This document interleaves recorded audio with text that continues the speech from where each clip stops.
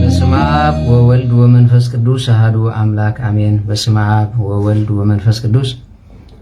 አሐዱ አምላክ አሜን። በስመ አብ ወወልድ ወመንፈስ ቅዱስ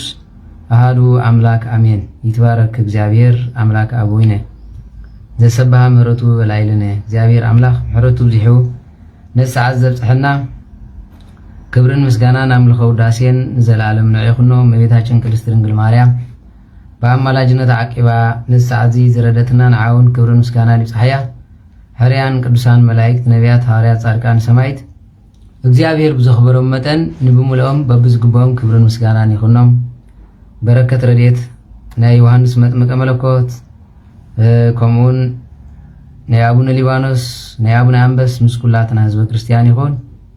አሜን። በሉ በቀሽ አቡነ ዘበሰማያት አቡነ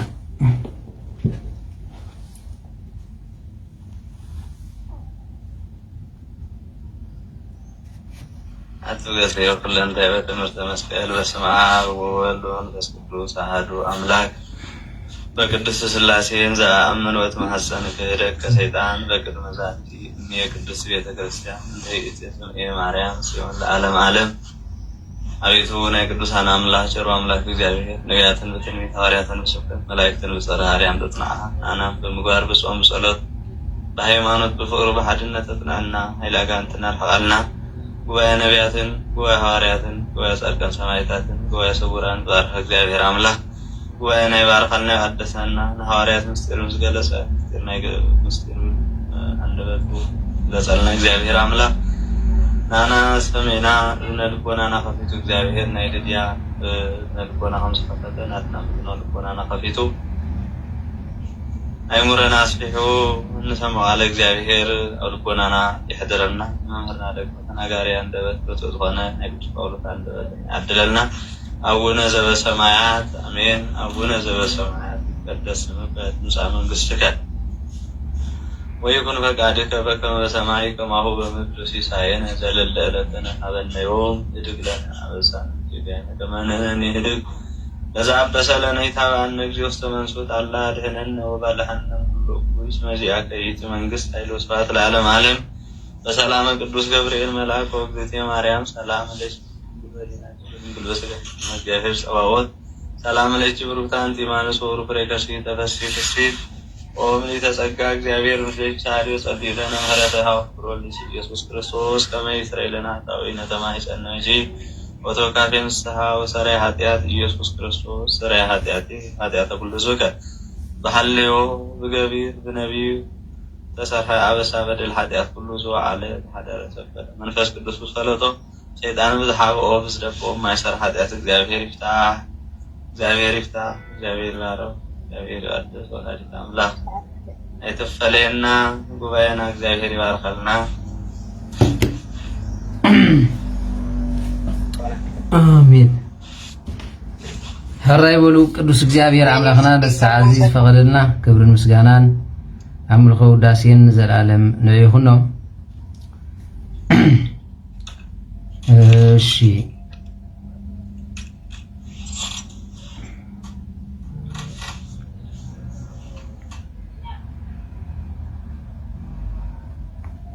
ሕራይ ናይ ክርስቶስ ቤተሰብ አፍቀርቲ ቅድስት ድንግል ማርያም አዴና ኣብ መሰረት ነቢያት ሐዋርያት ተሃነጽኩም ደቂ ዓዶም ንቅዱሳን አይንተ እግዚአብሔር አቦታቴ ካህናት ናይ ምስጢር ተላእኽቲ ኣሕዋተይ ዲያቆናት በ40 ብ80 ውሉድነት እግዚአብሔር ተቀቢልኩም ተስፋ መንግስተ ሰማያት ጽበይ ብምሉእኹም ህዝበ ክርስቲያን ፍጹም ሰላም እግዚአብሔር ምስ ኩላትኩም ይኹን። ከመይ ሓዲርኩም ከመይ ኣርፊድኩም ከመይ ውዒልኩም ከመይ ኣምሲኹም በብዘለኹም ኩልኹም حلو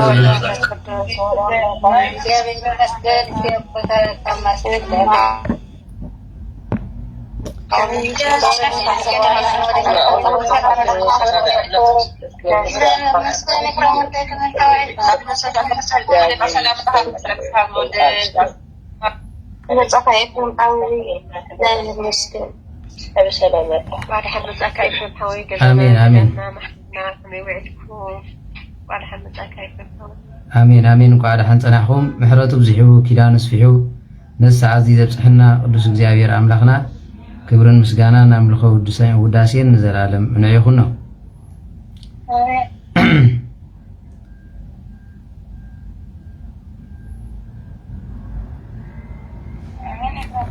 እሺ ለማዓንቲ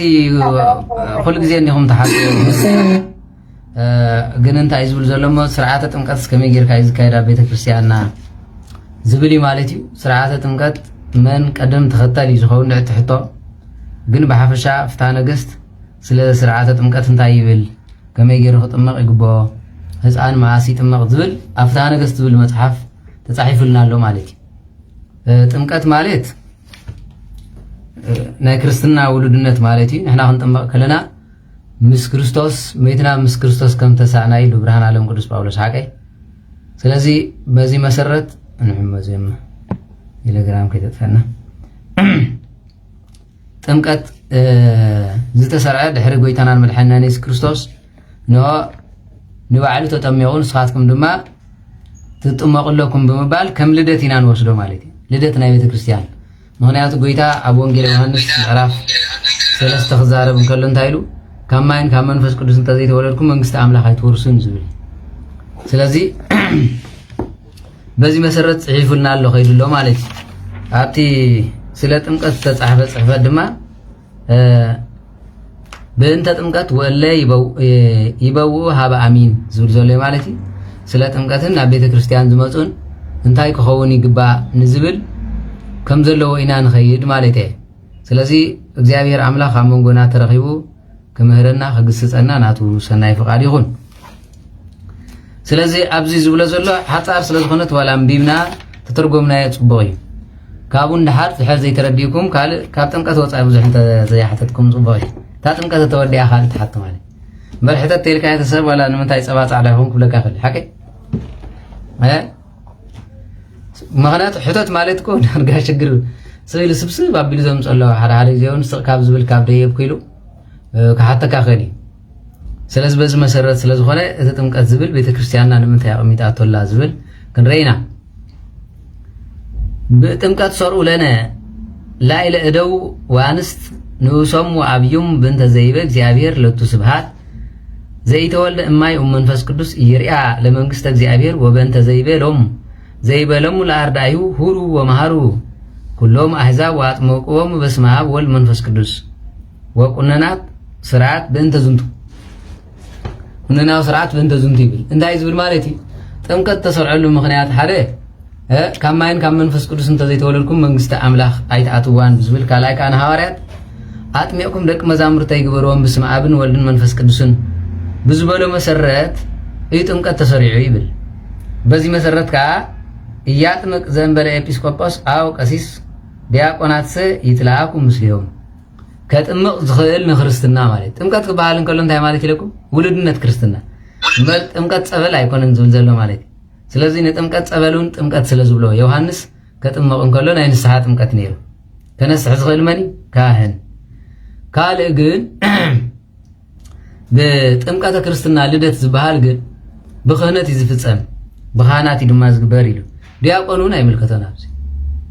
ዲያቆን ግን ይራዳእዮ ኢሉ ስለዚ ምእን ኮይኖም እንታይ ዝብል ማለት እዩ እያጥምቅ ዘንበለ ኤጲስቆጶስ ኣው ቀሲስ ወይ መነኩሴ ኮይኑ ካህን ማለት ኤጲስቆጶስ ዝበሃል ዘሎ ጳጳስ እውን ማለት እዩ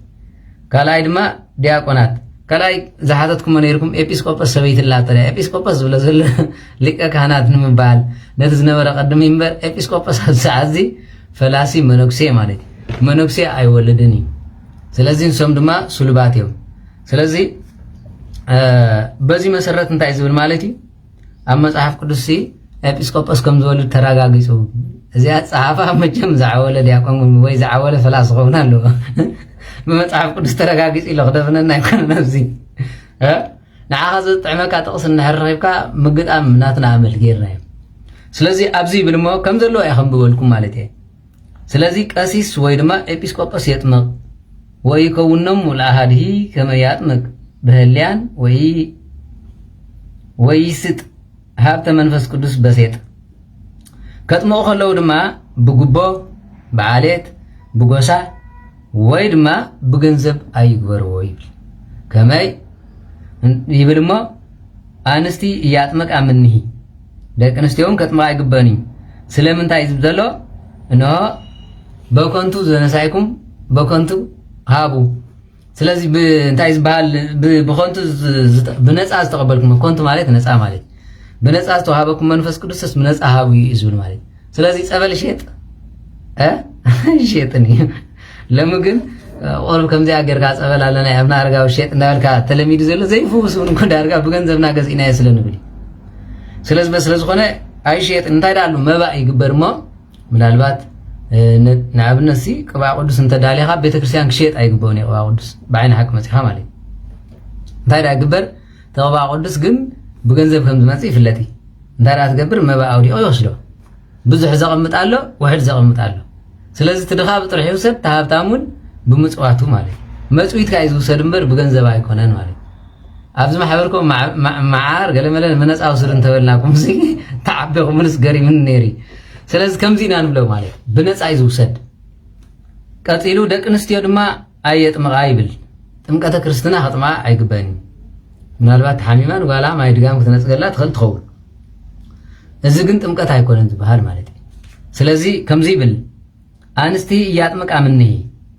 ወለእሞ በብእሲ ዘተወክፈ ጥምቀት እምዓላውያን ይኮነ ውእቱ መእምን ድሓር ድማ ዘይጥምቕ ተዋህዶ ዘይኮነ ተጠሚቐ እንተይሉ ካልእ እዚስ ኣብ ማይ እዩ ጠልቂ መፂ እምበር ኣይተጠመቐን ምስመን ተጠሚቕካ ሓቀይ ምስ ፕሮቴስታንት ምጥማቕ ኣይኮነን ከመይ ኢየሱስ ኣማላዲ ስለዝብሉ ዘለው ኣምላኽነቱ ክሒዶም እዩ ምስ ካቶሊክ ተጠመቐ ኣይጥመቐን ስለምንታይ ንሕር ተባሂሉ ወልዲ ፍጡር እዩ ስለዝበሉ ፈጣሪ ተፈጥሪ ይፈልጥን ካን ብልሕና ስለዚህ ተጠሚቀ ኢሉ አይምጻ አረሚ ነው ጥምቀት አይኮነን ይኮነ ምእምን አይኮነን ዳርማ አብንቂያ 24 ይትወክፉ እደው አንስት ወይ አንስት እደው አላ ይትወከፍ ተባይት ወአንስት ይትወከፋ አንስት ስለዚህ ከምዚ ዝብሎ ዘሎ ንምንታይ እንድሕር ተባሂሉ ዕድሚኦም ንዝኣኸሉ ዕብይን ዝበሉ እንድሕር ኮይኖም ግን ነተን ደቂ ኣንስትዮ ካህን ኣብ ምጽኡ እንከነዚ ግበራለን ኢሉ ማይ ሕፀበ እንተነ ደቂ ኣንስትዮ ደቂ ተባዕትዮ ድማ ደቂ ተባዕትዮ ስርዓተ ጥምቀት ኣሃዱ ምስተባሃለ ቅባ ምስተቀበ ኣብዝታትካን ካህን ክገብረልካ መላ አካላታ ግን ክሪኣ ስለዘይግቦ ነተን ደቂ ኣንስትዮ ሃበንሙን ሰኒድ ፈዓለን ይብል ማለት ያ ተረዳያትኩም ስለዚህ ከምዚ ኢሉ ወይኩን ጥምቀት ውስተ ማይ ውሂዝ አው በማይ ዘይውዝ ሃበ ምጥማቃት ወለእመ ኮነ ህየ አጸባ ይከውን ማይ ዘረከቡ ቀዲሆም ሃበ ምጥማቅ ማይ ጥምቀት ክኾነ ዝግባእ ብምንታይ እንድሕር ተባሂሉ ሓደ ሓድሽ ማይ ብዝፍልፍለሉ ካልኣይካ ወሓይዝ ኮይኑ ዓብዪ ቃላይ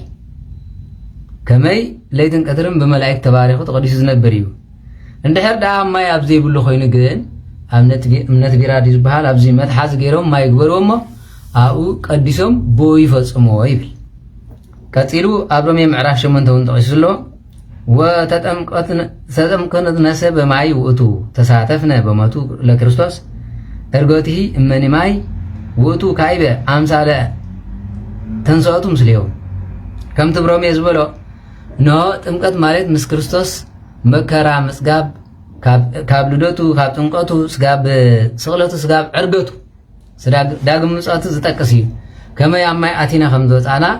ንሱ ተወሊዱ ካብ ቅድስቲ ድንግል ማርያም ንዓና ህይወት ከም ዝሃበ ማይ ኣቲ ከም ዝወፀ እንሆ ተቐቢሩ ከም ተሰ ከምኡውን ከም ዝዓረገ ከም ዝመፅእ ነዚ ተሳትፎቱ ናቱ ዘርኢ እዩ ይብል ስለዚ ቀፂሉ ከምዚ ይብል ወለእመ ኢተረክበ ማይ ዘይውህጥ ርእሶ ወዘይጠመቅ ይንሳዕ መጠነ 3 ህፍን እምነ ማይ ወይ ይጽብ ርእሶ በስመ ስላሴ እምበኣርከስ እንተተኻኢሉ ማይ ዘጥልቕ ዘውፅእ ኸውን ኣሎ ኢልና ሓቀይ ወሓይዝ ኮይኑ ወዘተረፈ ማለት እዩ ዕሙቕ ዝበለ ዘጥልቕ ዘየጥልቕ እንድሕር ኮይኑ ግን ማይ እንድሕር ዘየለ ንኣብነት ኣብ ምድረ በዳ ክኸውን ይኽእል ካልእ ክኸውን ይኽእል ወይ ድማ ማይ ዘይብሉ ከባቢ እንተኮይኑ ግን 3 ግዜ ኢዱ ሓፊኑ ኣብ ርእሱ ብስም ስላሴ ብስም ኣብ ወልድ መንፈስ ቅዱስን የጥምቆ ይጠመቕ ይብል ማለት እዩ ወለእመ ይትረክበ ማይ ወለዘተ ክህሎ ጥምቀት በዕለተ በፂሓግዚኡ ሃበ ዝንቱ ህሬት እያስተሃድሮ እስከ ገሲሙ ወይ ይጽናህ በእንተው ወበእንተ ወላዲያን ወይ ፍቁራኒሁ ወይ ያስተዳህር በምክንያት ልብስ ዘይት መካበቱ ወይ ጸንሁ ጥምቀተ እስከ ይመጽእ ሊቀ ጳጳስ አው ጳጳስ አው ኤጲስቆጶስ አው ቀሲስ ባህቱ ዘይደልዎ መባህት ወለ መላእክት ኃይለ ጥምቀት እስመ ኃይለ ጥምቀት አሐቲ ኢቲ ብዕሪና። ስለዚህ እምበኣር ክጥመቕን ከሎ ሓደ ሰብ ሓደ ክዳን ሲኢነ ኣኮየ መፀን ሓውበየ መፀን ኣደየ መፀትን ሓፍታየ መፀትን ይጽናሕ ኣይበሉ። ከምኡውን ጳጳስ ተዘይመፀ ኤጲስቆጶስ ተዘይመፀ ዓብዪ ካህን ተዘይመፀ ኣይብል። ስልጣነ ክህነት ዘለዎ እንተሃልዩ ከየሕደረ ከየውዓለ ኣብታ መዓልቱ የጥምቆ ከመይ ብስም እግዚኣብሔር እምበር ብስም ጳጳስ ኣይኮነን ዝጥመቕ ይብል። ስለዚ ጳጳስ የጥመቕካ ኣበይ ቀሺ የጥመቕካ ፍልል ኣሎ ኖ ብስም ኣብ ወልድ መንፈስ ቅዱስ ስለ ዝኾንካ ትጥመቕ። ስለዚ ልብሲ ዘየምፃእ ኩሉ ከም ዘየምፃእ ኩሉ ኢልኩም ካብታ ጥምቀት መዓልቲ ከይትሕልፍሉ። ምክንያቱ እታ መዓልቲ ንሳ መዓልቲ ድሕነት ሎሚ እያ ዝብለያ እግዚኣብሔር ኣምላኽካ ንሆ ውልድነት ዝፅበያል ወዘይተሃሰስ በእንቲያሁ ኣመ ይከውን ካህን ዘያጥምቆ ዘነኪር እምቤተ ክርስቲያን ይበ በእንተ ሃራጥካ ዘትህድገ ዕልወቱ ወይ ይባእ በዓል ከመ ይጠመቅ ምስለ ነዳያን ወይ እግዚ ከመ ይጠመቅ ምስለ ገብር እምበኣርከስ ስለ ንእሱ ንዝደልዮ ዘጥምቕ ካህን ማለት እዩ ካብ ቤተ ክርስቲያን ዝተፈለየ ይኹን። ኣብ ዝደልዮ ሰዓት መመፂኡ ዘጥምቕ ካህን እንድሕር ኮይኑ ኣብ መዓልቲ ዘይጥምቕቲ ኮይኑ ክህነቱ ይሰዓር ይሰጉብ ካብ ቤተ ክርስቲያን ይብል። ካብ ቤተ ክርስቲያን ዝተፈለየ ከይኸውን ምስ ካሓድያን ምስ ሃራጥቃ ድማ ይፅዋዕ። በዓል ፀጋ ወይ ድማ ሃብታም ምስ ድኻ ኣይጥመቕን መዓልቱ ኣብዚያ ይኸውንን ዝበለኻ እንታልዩ ድማ ኣብ ቤተ ክርስቲያን ይስጓጉ እዩ። ምክንያቱ ስለ ልደተ ክርስቶስ ብማይ ክጥመቕ እምበር ብዘይቲ ወይ ብሜሮን ኣይኮነን ጥምቀት ሓቂር። ስለዚ ብመንፈስ ቅዱስ ስለ ዝኾነ ነዚ ይጽናሕ ነዚ ይጥመቕ ኢሉ ፈሊዩ ዝገበረ እንተሃልዩ ድማ ተኻን ካብታ ቤተ ክርስቲያን ይስጎጉ እዩ። ቀፂሉ በዓለ ፀጋ ምስ ድኻ ኣይጥመቕን ኣይበል ጌታ ካብ ባርያ ኣይበልፅን ከም ዝበሎ ንሆ ኩሉ ሰብ እዚ ወዲ ሃብታም እዩ እዚ ወዲ ካሊሉን ቀዲሞ ኣይበል ብሕጊ ስርዓት ቤተ ክርስቲያን ይግበሮ ይብል። እዚ ቀፂሉ ከምዚ ይብል ወያርቅዎ ወያቅድሙ ኣጥምቆተ ህፃናት ወለዘክህሉ ተናግሮ በእንተ ነብሶም ወባህቲቶም ይትናገሩ ወለ እመሰ ይካሃሉ ተናግሮ ይትናገሩ ኣበዊሆም ህየንተሆም ለአሃዱ አሃዱ አው አዝማዲሆም ይትናገሩ በእንቲያውም በዳህሪ ያጥመቅዎም ለእደው አብያን እምድህሪሆም ለአንስት እንዘ ይፍታ ስር ተርእሰኑ ወያን በራ አንስት በእደው ይሆን ሰርጎ ወርቅ እንተላል ይሆን እምበኣር ቀስ ይብል ከጥመቑ ከለዉ ልብሶም ኣምሊቆም ህፃናት እንተኮይኖም ኣቀዲሞም ይጠመቑ ይብል። ቅድም ህፃናት ማለት እዩ ደቂ ተባዕትዮ ድሓር ደቂ ኣንስትዮ ስለምንታይ እንተበልኩ ቀዲሙ ዝተፈጥረ ኣዳሚ እምበር ሂዋን ኣይኮነትን ማለት ስለዚ ወዲ ስለ ዝበለፅ ገለመና ይመስለኩም ማለት ዳሓር ኖ ኣቀዲሞም ንሶም የጥምቑ ዓበይቲ እንተኮይኖም ግን ይብል ወዲ ተባዕታይ ይኹን ጓል ኣንስቲ ሓደ ጓል ኣንስተይቲ ትኾን ፀጉራ ክትቆነን የብላን ትፈታሕ ይብል። ካልኣይ ድማ ሙሉእ ነብሳ ካህን ኣይኮነን ማይ ዝደፈአላ ኢለኩም ርእሳ ምስ ደፈአላ ኩሉ ነብሳ ተሓፅባ መን እያ ዲያቆናዊት ሰበይቲ ኣብ ውሽጢ ቤተ ክርስቲያን ተገልግል መበለት ማለት እዩ። ስለዚ ንሳውን ሰብኣይ ዘይብላ ናብ ሰብኣይ ዘይትኸይድ ቤተ ክርስቲያን ዝምስክረላ ለይትን ቀትርን ቤተ ክርስቲያን ተኣሊ ንቤተ ክርስቲያን ተፅሪ ማለት ልክዕ ከምዚ እመቤታችን ዝነበረቶ ማለት ስለዚ እንሆ ከጥምቕዎም ከለዉ ህፃናት እንተኮይኖም ወለዶም ይዛረቡ እዩ ሓደ ከጥምቆ ነው ጸሎት ሃይማኖት ዝደግመሎም መን ማለት ጥምቅና ዝሓዘ እንተዘይኮይኑ ግን ንሰብ ምስ ተጠመቑ ጸሎት ሃይማኖት ክደግሙ ዝግብኦም ብዓለም እዩ። ከመይ እቲኦም ህፃናት ኣፎም ክዛረቡ ይኽእሉን ሓላፍነት ዝወስዱ ወለዶም እዮም። እቶም ዝዛረቡ ግን ከምኡ ይበሉ ማለት እዩ ክህደከ ሰይጣን ዝብል ማለት ባዕሎም ይበሉ ህፃናት ተኮይኑ ግን እንሆ ዝብሎም መን እዮም ማለት እዩ ካልኦት።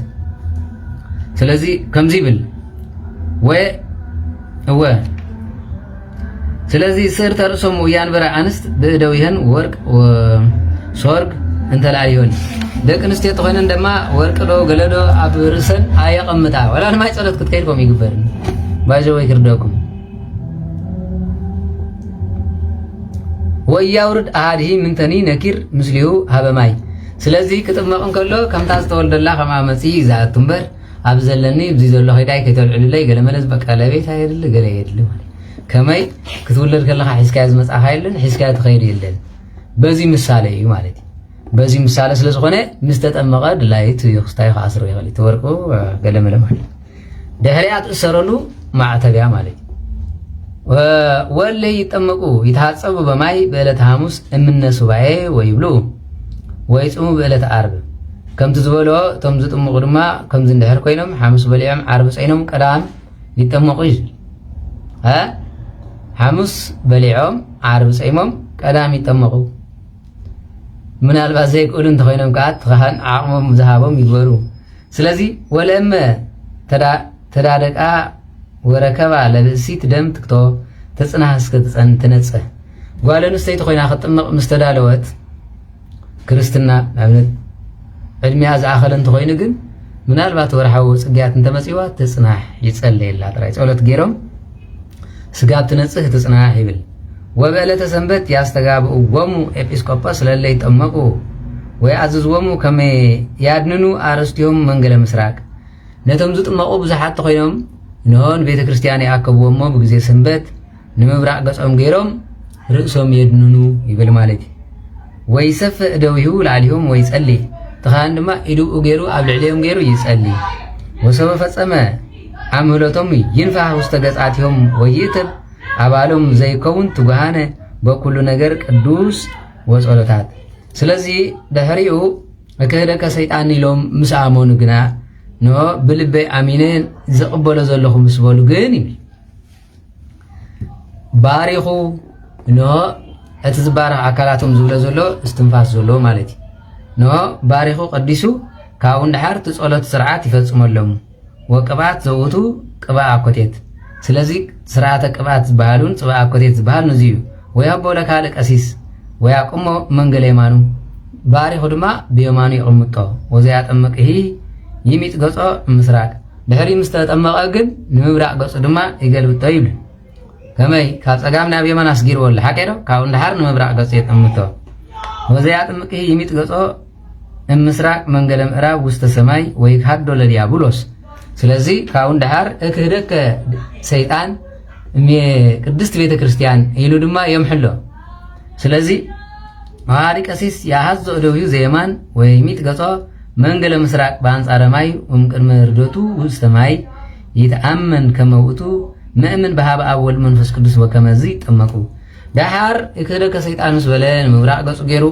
እምበኣር ካስካብ ሕጂ ኖ ብስም ኣብን ወልድን መንፈስ ቅዱስን ኣሚነ ወዲ ቤተ ክርስቲያን ከም ዝኾንኩ ብልበይ ይኣምን ይበል ምክንያት እንታይ ኢልዎ ብልብኻ ክርስቶስ ወዲ ኣምላኽ ምዃኑ እንታ ኣመንካ እዩ ዝብል ሓቀዶ ስለዚ ነዚኣ ድማ ይበል ድሕሪኡ ብስመ ኣብ ወልድ መንፈስ ቅዱስ ከመዚ ይጠመቁ ድሓር ይጠመቁ ይብል ወምድህረ ይጠመቁ ቁርባን ይጣሙ እምድህረ ይትመጠው ቁርባን የቕሬታ እምድህረ ቅድመ ቁርባን ግን ድሕሪ ጥምቀት መግቢ ኣይጣዕሙ ድሕሪኡ ግን ይቕረቡ ይብል ድሕሪ ቁርባን ግን ይጣሙ ምንተኒ ዘእንበለ ይንሱ ምስጢራተ ቅዱሳት ስለዚ ይጣሙ ምንተኒ ዘእንበለ ቅዱስ ቁርባን ቅድሚ ምውሳዶም ዝኾነ ነገር ኣይጣዕሙ ይብል ዋላ ህፃን ማለት ኣጥቢዮም ምስ ኣጥመቑ ከይቆረበ ከሎ ድሕሪ መግቢ ይበለን ወከማው ካልኣንሄ እለ ጾሙ ምስሊሆም ቶም ዝጾሙሙን ወሰበ ዝተፈፀመ ቅዳሴ ሎሙ ስልጣን ከመይ ይብልኡ ዘፈቀዱ ድሕሪኡ ቅዳሴ ምስ ተወደአ ግን ክበልዑ ክሰትዩ ይፍቀዶም እዩ ይብል ህፃን እውን እንተኾነ ቅዳሴ ከይተወደአ ጥባይቱ ትፈሉን ኢኻ ድሓር እዚ ክርዳእኩም ኣሎ ቅዳሴ ምስ ተወደአ ግን ድሕሪኡ ክትቦ ትኽእሉ ኢኹም ስለዚ ድሕሪ እምቁንናት ወዘኮነለቱ ወልደ ዓመት ዘይልእል ወይ ኣጥመቆ ለእመ ኮነ ካህን ይትከላእ እንተልእኮት ወዲ ካህን ኮይኑ ጥምቀቱ ሕሊፉ ስጋ ብሓደ ዓመት እንድሕር ደኣ ገይሩ ውላድ እንተልይዎ ዘይተጠመቐ ሰበይቱ ትእበዮ ኣኮ ይእበዮ ቤተ ክርስቲያን ከገልግል ኣይፍቀዶን ምክንያቱ ነብሱ ዘይመርሕ ካህን ቤተ ክርስቲያን ክመርሕ ኣይፍቀዶን እዩ ስለዝኾነ ኖ ይከላ ይዝብል ዘሎ ማለት ስለዚ ስጋ በሓደ ዓመት ዝገበረ ውላድ እንታልይዎ ዘይተጠመቀ እቲ ካህን ካብ ቤተ ክርስቲያን አገልግሎት ይከላ ወለመ ኮነ ህዝባዊ ይሰደድ ቁርባን ካብ ህዝብ ወገን እንድሕር ኮይኑ ድማ ካብ ሰብ ማለት ካብ ምእመናን እንተኮይኑ ዘየጥመቕኩም ደቅኹም ስጋ ዓመድ እንተጸኒሕኩም ቅዱስ ቁርባን ክትወስዱ ይፍቀደኩም ኣይትጽልዩን ኣይትቀርቡን ኣይትብለኩም ውላድካ ስለምንታይ ዘየጥመቕካ ኢላ ክትሓተካ ስለዝግባእ እኖ ወይ ያጥምቅዎ ወይ ይመጥዎ ቁርባን እስከ ያጥምቆ ስጋ ውላዱ ዘጥምቅ ቅዱስ ቁርባን ከወስድ አይግባን ባይዘ ወይ ንስጥራ ይኮነን ወሊድካ እንተ ኮንካ ኮን ሳውን ክትቆርብ ይግባእ ከም ሰፃንካ ክትጥመቕ እንከላ ለምለም ይሰብስድ ኸይዱ እምበር እቶም ዘጥምቁ ዘለውን ኖ ነፂያ ሰበይቲ እንድሕር ኮይና ንስኻ እንድሕር ውላዱ ኮይኑ ክልቲኦም ብሓሳብ ስለወደሙን ሰሙን ቆሪቦም ክኸዱ ይዝግባእ ነይሩ ማለት እዩ ሎሚ ከም የለን ውላድ ጥራይ ጥመቕ እቲካ ኸይዱ ጥራይ ተነፂጉ ይመፅእ ማለት እዩ ስለዚ እዙይ ክግበሮ ዝግብኦ ግን እንታይ ማለት እዩ ኖ ወዳም ክጥመቕ ከሎ ንሰም ከዓ ክቆርቡ ይዝግባእ ነይሩ ትክርስትና ግን የለን ኣብ ሰዓት እንኳን እንደንሱ ኮይኑ ዝተም ቆረብቱን ከም ይገብሩን ካብ ዝገርመኩም ማለት ኣብ መጨረሻ ተቆልዓ ይጥመቕ ባንዲ ይገብርሉ ንሰም ክሳኣሉን ክስዕስዑን ይውዕል ማለት ኧረ ጭራሽ ስለዚ ካብ ሕቑፍ መንፈስ ቅዱስ ናብ ሕቑፍ ዲያብሎስ ተወስድዎ ኮይንኩም ተፃን ድሕሪኡ ከምዚ ይብል ወለፅኑሳት ይክልእውን እምጥምቀት በአይን ጊዜ ፈቀዳ ዋልቦ ማእከለ ወላዲት ወወልዳ ተሳትፎ በጥምቀተ ክርስትና ዳይሙ ለኩሉ ሰብ ይደልዎ ከመይ ይትከሰት አሚኖቶ ባህቲቱ እምበኣርከስ ጥንስት እንተኮይና ክጥመቕ ኢላ እንተመፅያ ጥምቀት ኣይትኽላእን እያ ትጠመቕ ግን ሽዑ ምስ ወለደት ወደይ ጥምቕ ኢላ ክትከይድ ኣይትኽእልን ናይ ገዛ ርእሱ ክርስትና ካብ መንፈስ ቅዱስ ክውለድ ስለዝግብኦ ንሳድ ኣለኻ መንፈስ ቅዱስ ትውለድ ዘላ እምበር ንስኻ ናይ ገዛ ርእሱ ስርዓት ክፍፅም ይግብኦ እዩ ይብል ስለዚ ወደይ ተጠሚቆ ኢላ ብኡ ኣብ ከብድደይ ከለ ተጠሚቆ ኢላ ክትከይድ ኣይግባእን ይብለኩም ኣሎ ስለዚ ወዘተርፈ እምቁነናት ይንግር ከመለ ህፃን ለእሙ ይፍሮ በእንቲያሁ ሞተ እምቅድመ ንጽሐ ለወላዲቱ እምደ ምህርሳ ለያብእዎ ውስተ ቤተ ክርስቲያን ያጥምቅዎ ምስለ ካልእታ ሃራይ ኣዲዩ ምስ ሓረሰት ደማ ከይፀፈፈ ከሎ እቲ ቆልዓ እንድሕር ደኣ ክመውት ደሊ እንድሕር ሓሚሙ ንሳ ቤተ ክርስቲያን ተዘይኣተወት መጉዚት ሒዛቶ ንዑ ኣትያ ክተጥምቆ ይፍቀድ እዩ ይብል ስለዚ ዋላ ንፅባሕ ሰንበት ከጥምቅዎም ተባሂሎም ዘይኣምኑ ዝነበሩ ህዝቢ ሓደ ሰብ ሓሚሙን ተተባሂሉ ንዑ ኢሉ ቅዳሴ ክስርዐሉ ይግባእ ቅድሚ ሞቱ ክጥመቕ ይግባእ እዚ ሕጊ ቤተ ክርስቲያን ናይ ወይ ቅባ ኤጲስቆጶስ ርእሳ ለብእሲት ወዘተርፈ እምቁንናት ይንግር ከመለ ህፃን ለእመ ይፍርሁ በእንቲያሁ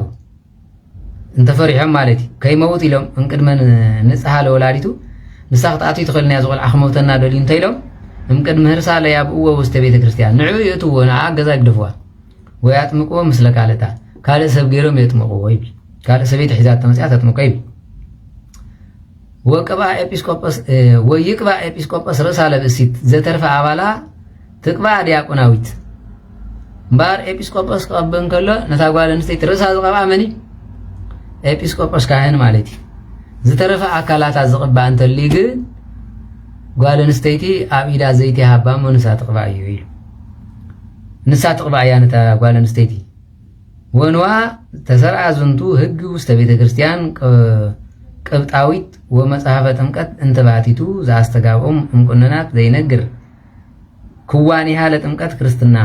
እምበኣርከስ እዚ ኣብታ ቅብጣዊት ባህል ቤተ ክርስቲያን ዝተነግረ ከመይ ጌርካ ስርዓት ክርስትና ይኸውን ንኹሉ ኣብ ተጻሒፍልኩም ወኩሎም ጸሎታት እለ እሙራን ባቲ ኣብ ኩሉ ቤተ ክርስቲያን ዝግበሩ ጸሎት ድማ ፍሉጣት እዮም ወበቱ ያጥምቅዎም ወይደሉ ከመይ ኣይቆብ ይቅብዎ ብዓብዪ ጥንቃቄ ነዚ ድማ ካህናት ዲያቆናት ቤተ ክርስቲያን ተጠንቂቆም ይሓዝዎ ይብል ወለዘይ ተደለወ ለተጠምቆ ይህቱት ግብሮ ስለዚ ክጥመቕ ዘይከኣለ እንታይ እንተወሉ ድማ ምኽንያት ይተሓተት በከመ በዘመን ተገሰጹ በቱ ዘተደለው ለተጠምቆ ለይተሐሰሱ በእንተ ገድሎም እንዘይብሉ ፍጹምኑ ኩሉ ሰናያት ስለዚህ እምበር ናኽብሮ ብዝተወሰነሎም ዘመን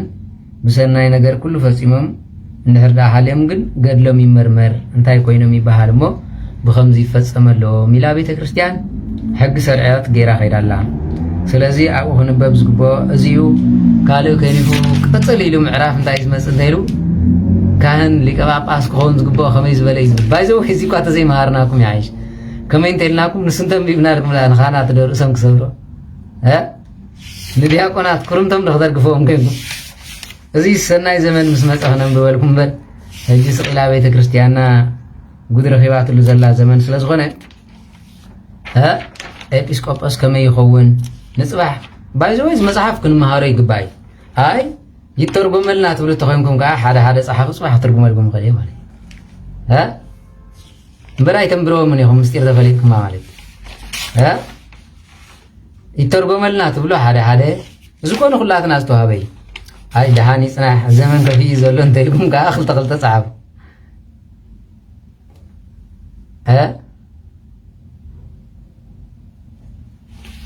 ስለዝኾነ ኤጲስቆጶስ ጳጳስ ከመይ ይሽየም ዲያቆን ከመይ ይሽለም ከመይ ይሽየም ካህን ከመይ ይሽየም ዝብል ኣብዚ ቤተ ክርስቲያን እንታይ ኢላ ፅሒፋ ገዲፋቶላ ዝብል ኣብዚ ለኩም ፍትሐ ነገስት ዝበሃል መፅሓፍ ኣብ 4ይ ምዕራፍ ዓንቀጽ 4ይ ክትረኽቦ ትኽእሉ ኢኹም ስለዚ ፍትሐ ነገስት ዝሰሙን እዚ መሃረና እንተኢልኩም ስለቲ ትደልይዎ ፍትሐ ነገስት እንታይ ይብል ኩሉ በብሓደ ብውሽጢ ፀሓፉለይ ማለት እዩ ስለዚ ነዚ መስል ጥምቀት ከመይ ጌርካ ይፍፀም ርኢና የለና ኣረም እንተሃሊሙ ቀዲሙ ንሱ ይጥመቕ ድሕሪኡ ህፃናት ካብ ህፃናት ወዲ ተባዕታይ ድሕሪኡ ጓል ኣንስተይቲ በብዕድሚኦም ኣረም እንተሃሊሙ ግን ቅድሚ ህፃን ቅድሚ ዝኾነ ነገር ንሱ ይጥመቕ እዚኣ ትመስል ቀሺ ከመይ ይኸውን ብእንተ ቀሳውስቲ ዝብል ምዕራፍ 6 ኣለኩም ወዘተረፈ እንተ ፈሪጥኩም ወደኣ ኣበይ ክትንብሮ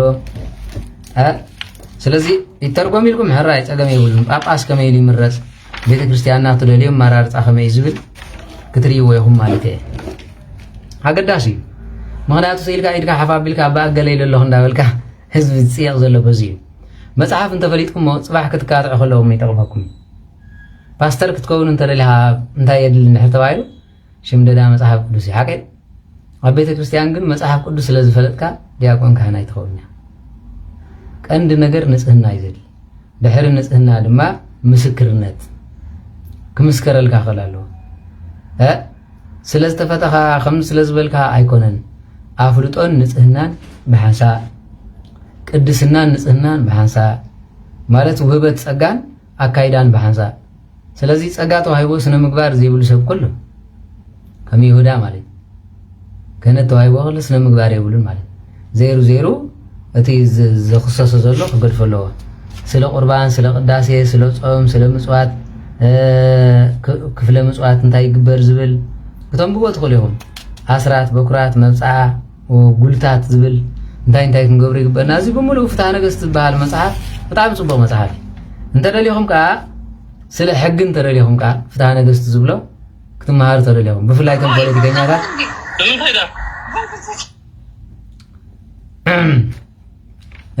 ስለ ዓለማውያን ስራሕን ምሕደራን ዝብል ድማ ኣሎ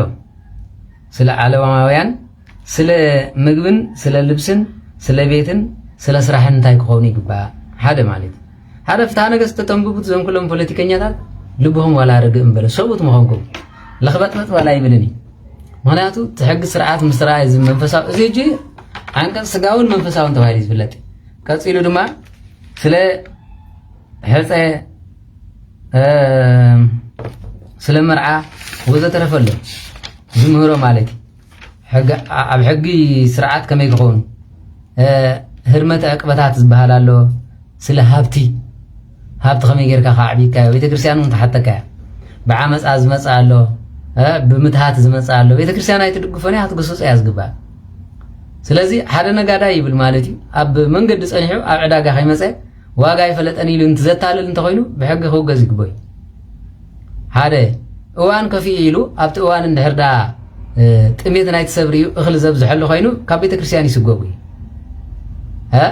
ስለ ኣሰራርሓ ገዛ ንፋስ ዘይብሉ ገዛ ፀሓይ ዘይሃርሞ ገዛ ክትኣቱ ይግበአካን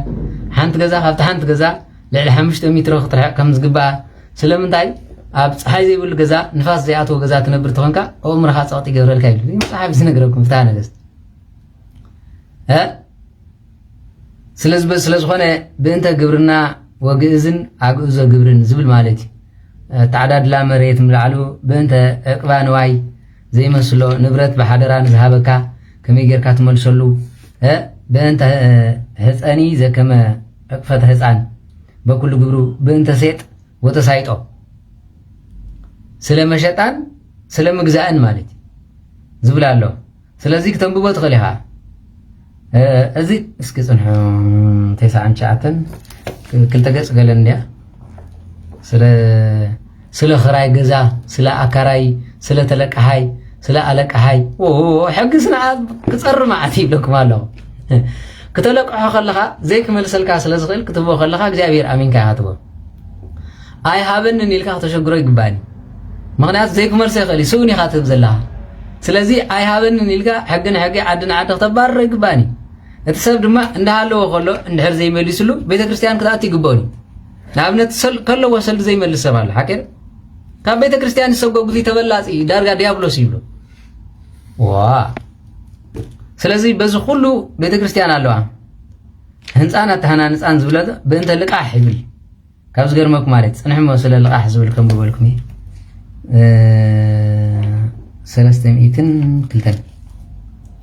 302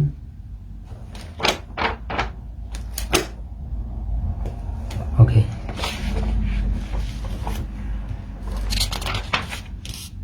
بنت لقاه يبلمو انجي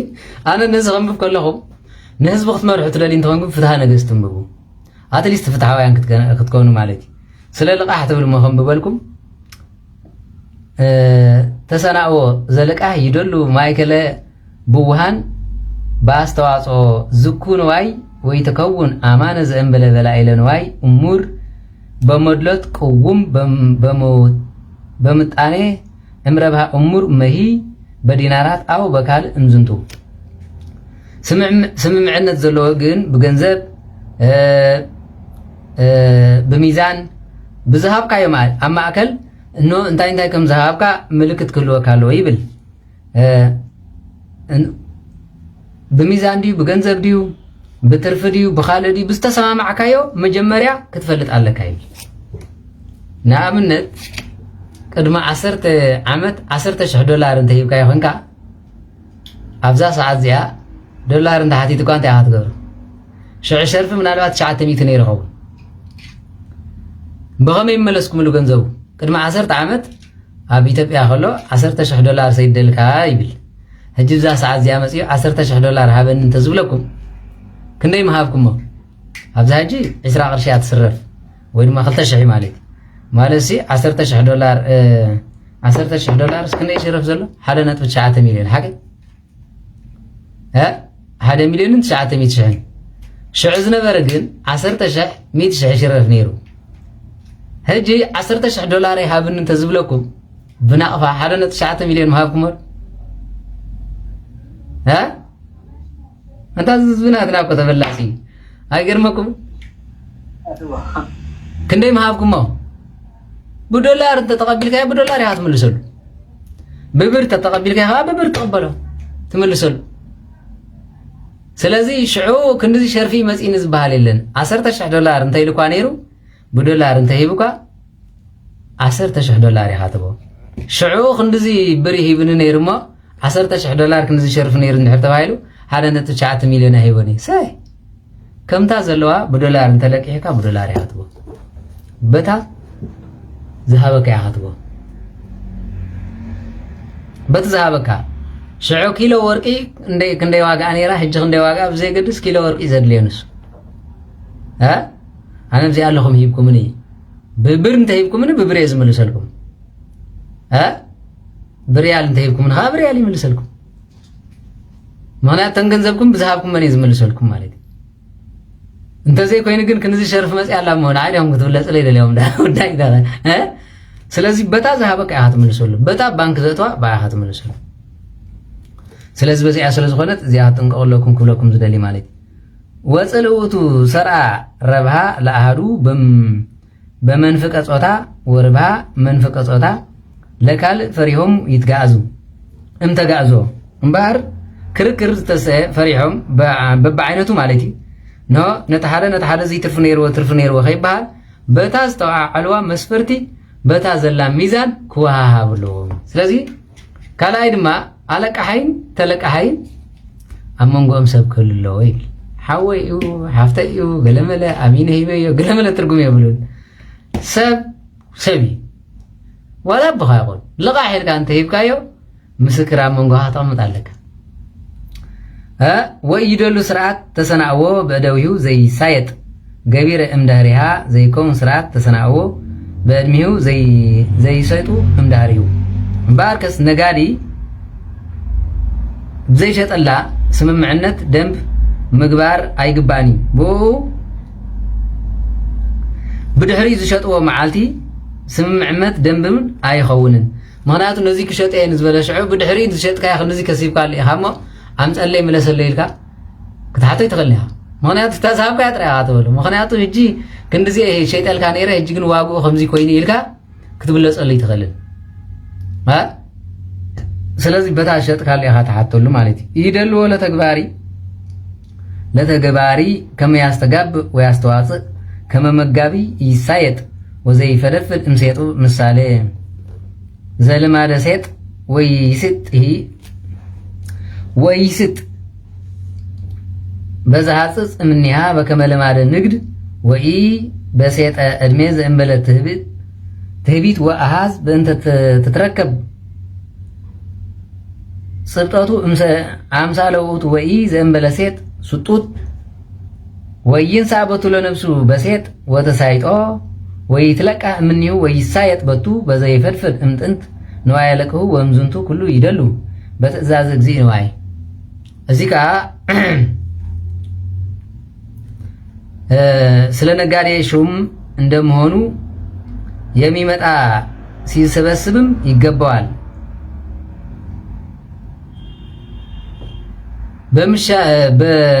በመሸጥ ልማድ ከምሳሌ ዋጋ የሚበልጥ አይግዛ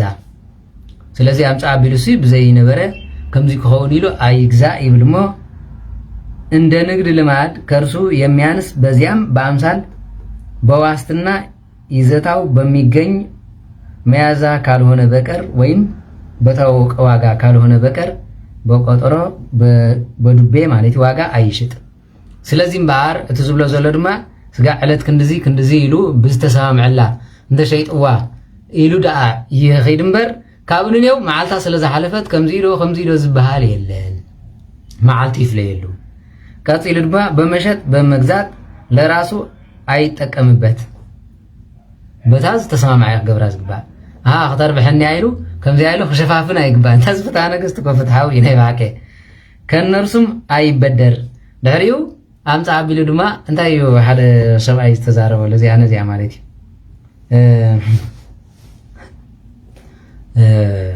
ገንዘብ ሰሪዖ ይበሃል ገንዘብ ምሰረቆ እቲ ሓደ ጎራሕ ስለ ዝነበረ 30,000 ነይሩ ሰሪቆ ስለ ዝወሰዶ ኣብ መጨረሻ እቲ ሓደ መፂ በጃኻ ገንዘብ ተሊኳስ ገለ 30,000 ኣለቅሕኒ ኢልዎ ማለት እዩ ኣለቅሕዎ ተን ዝሰረቐ ናብኣ ከሎ ለቅሕዎ ማለት ሰሪቆ ምሽ ወሲድዎ ኣለቅሕዎ ኣብ መጨረሻ ገንዘበይ ተሰሪቆ ኢሉ መን ዝኸስስ ዘሎ ተለቅሕ ዝወስድ ገንዘቡ ብልቃሕ ወሲድዎን ኣለኩ ተረዲኹም ኣብ ቤት ፍርዲ ምፅዎ ማለት እዩ ኣብ ቤት ፍርዲ ምሰምፆ መቸም ኣብዚ እንዳ ሕጊ እንድሕር ከይድኩም እኮ ዘይተሰምዖ ነገር ኮ የለን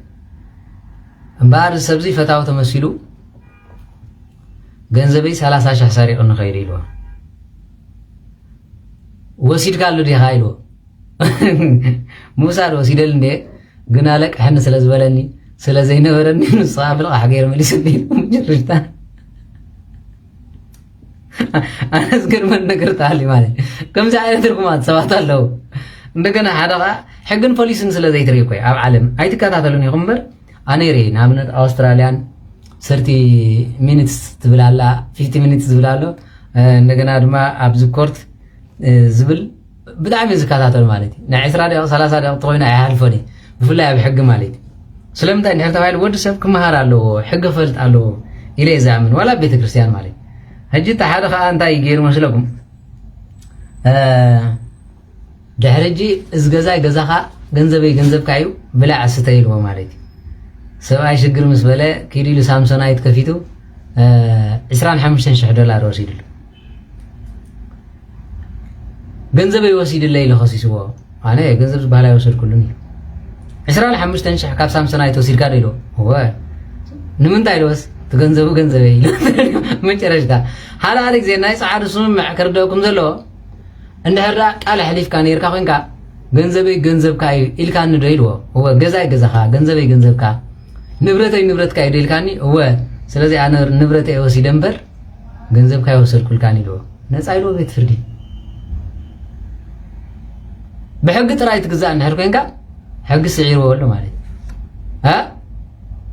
ስለዚ ይግባእ ነይሩ ይግባእን ሕጊ ጥራይ ኣኻል ስለዚ ኮነ ልቦና ክህሉ ኣለዎ ኣብ ቤተ ክርስቲያን እውን ሕጊ ጥራይ ኣኻል እንተይልና እኮ ብሕጊ ጥራይ ኮ ሰብ እንድሕር ከምኡ ኮይኑ ክፀድቕ ዝኽእል የለን ሓቂ ዶ ርእዩ ዝተመነየ ዝበሃል ዘማዊ እንተይልወሲ በናይ መንግስተ ሰማያት ክንኣቱ ንኽእል እግዚኣብሔር ግን ብቸርነቱ ብልውህንኡ ብርህራህነቱ ኢና ንሕና ከምዚ ንገብሮ ማለት እዩ ስለዚ በዚ ስለዝኾነ ኣብ መጨረሻ እንታይ ገይርዎ ማለት እዩ ብሕጊ ጥራይ ስለ ዝበሎ ብሕጊ ንዓይ ትስዕረኒ ኻኢሉ ብሕጊ ምፅኢ 25 ገንዘብካ ገንዘበይ ስለ ዝበለኒ ኣነ ከዓ ገንዘበይ ወሲደ ኢሉ እሞ ሕጊ ስዒሩካ ኢልዎ መጨረሻ ንስኻ ኸ ገንዘብካ ገንዘበይ ኢልካ ዶ ተኣምን ኢልዎ እወ ኢልዎ 40,000 ገዚእዋ እታ መኪና ሒዛ ገዝኡ ኸይዱ ከም ብሓድሽ ተኻሲሶም መፅኦም ገንዘብካ ገንዘበይ ስለ ዝበለኒ 25 ወሲዱ ኣነ ከዓ መኪኑ ወሲደሉ ኢሉ ካብኡ እኒው እንታይ እዮም ክገብሩ ማለት እዩ ገገዛኹም ስለ ዘለዎም ሕጊም ክመሓደር እዮም ማለት ሕጊ ጥራይ ኣኻል እዩ ትብሉ እንድሕር ኮይንኩም ልቦና ዘይብሉ እንተኮይኑ ንወዲ ሰብ የጥፎ እዩ እግዚኣብሔር ተፍቅሩ እንተኮይንኩም ሕጋጋተይ ወይ ድማ ፈፅሙ ኢሉ ኣሎ ስለዘይንፍፅሞ ግን ብምንታይ ኢኹም ፀሪእኩም ኢሉ ብፀጉ ኢኹም ፀረኩም ኢሉ ብንስሓ ማለት እዩ ተረዲኦም ስለዚ በዘለ መቸም እግዚኣብሔር ብቸርነት ስለ ዘፅለቐና ክብሪ ይኹኖ ስለዚ ካብኡ ድማ ኣየለቃሕ ኢሉ ማለት እዩ ሂብዎ እንድሕር ተኮይኑ ልቓሕካ ካብ እዩ ውሰድ ሓደ ሓደ ግዜ ገንዘብ ሂቡካ ይፀንሕ እሞ ኣብኡ ከለካ ሓቢበልካ ኣለኹ ዝብል ኣሎ ሓቂ እዚ ዓመፀኛ እዩ ዝበሃል ገንዘብ ተለቂሑ ወሲዱልካ ኣሎ ሓቂ ዶ ብገለ ነገር ዘድልየ እንድሕር ኮይኑ ትልቃሕ ዝወሰዶ ብልቓሕ ይምለሶ እንተዘይኮይኑ ግን ሓቢበልካ ኣለኹ ኣይበሎ እዚ ዓመፃ እዩ ይብል እዚ ይኹም ዝብሎ ዘሎ ከብድሩ ገንዘብ ተቀማጭ በሚበልጥ አይግዛበት ይህ ሁሉ ባለ ገንዘቡ ትእዛዝ ሊሆን ይገባዋል ኢሊ ቀጽል ማለት አስተዋጽኦ ቻሁ በውስተ ነጊድ ከመተሰናአው በቤናቲሁም ወይም ፈቀደ ከዊነ ውሳኔ ይኩን በአምጣነ ተከፍለቱ ለረብሃ ወለማ አልበቱ ረብሃ ይኩን በንዋይ እንደህራ ተሰማሚዖም እንደህራ አምጪኦም መክሰብና ከምዚ ይኹን ኢሎም በታስ ተሰማምዑ አይግበር ተዘይኮይኑ ድማ ነተን በሐንሳ ዝገዝኡን ንብረት ብንዋይ ማዕረ ይካፈልወን ኢሉ አምነት ገዛ እንድሕር ገዚእካ ብገንዘብ ክሕብበልካ እንተይሉ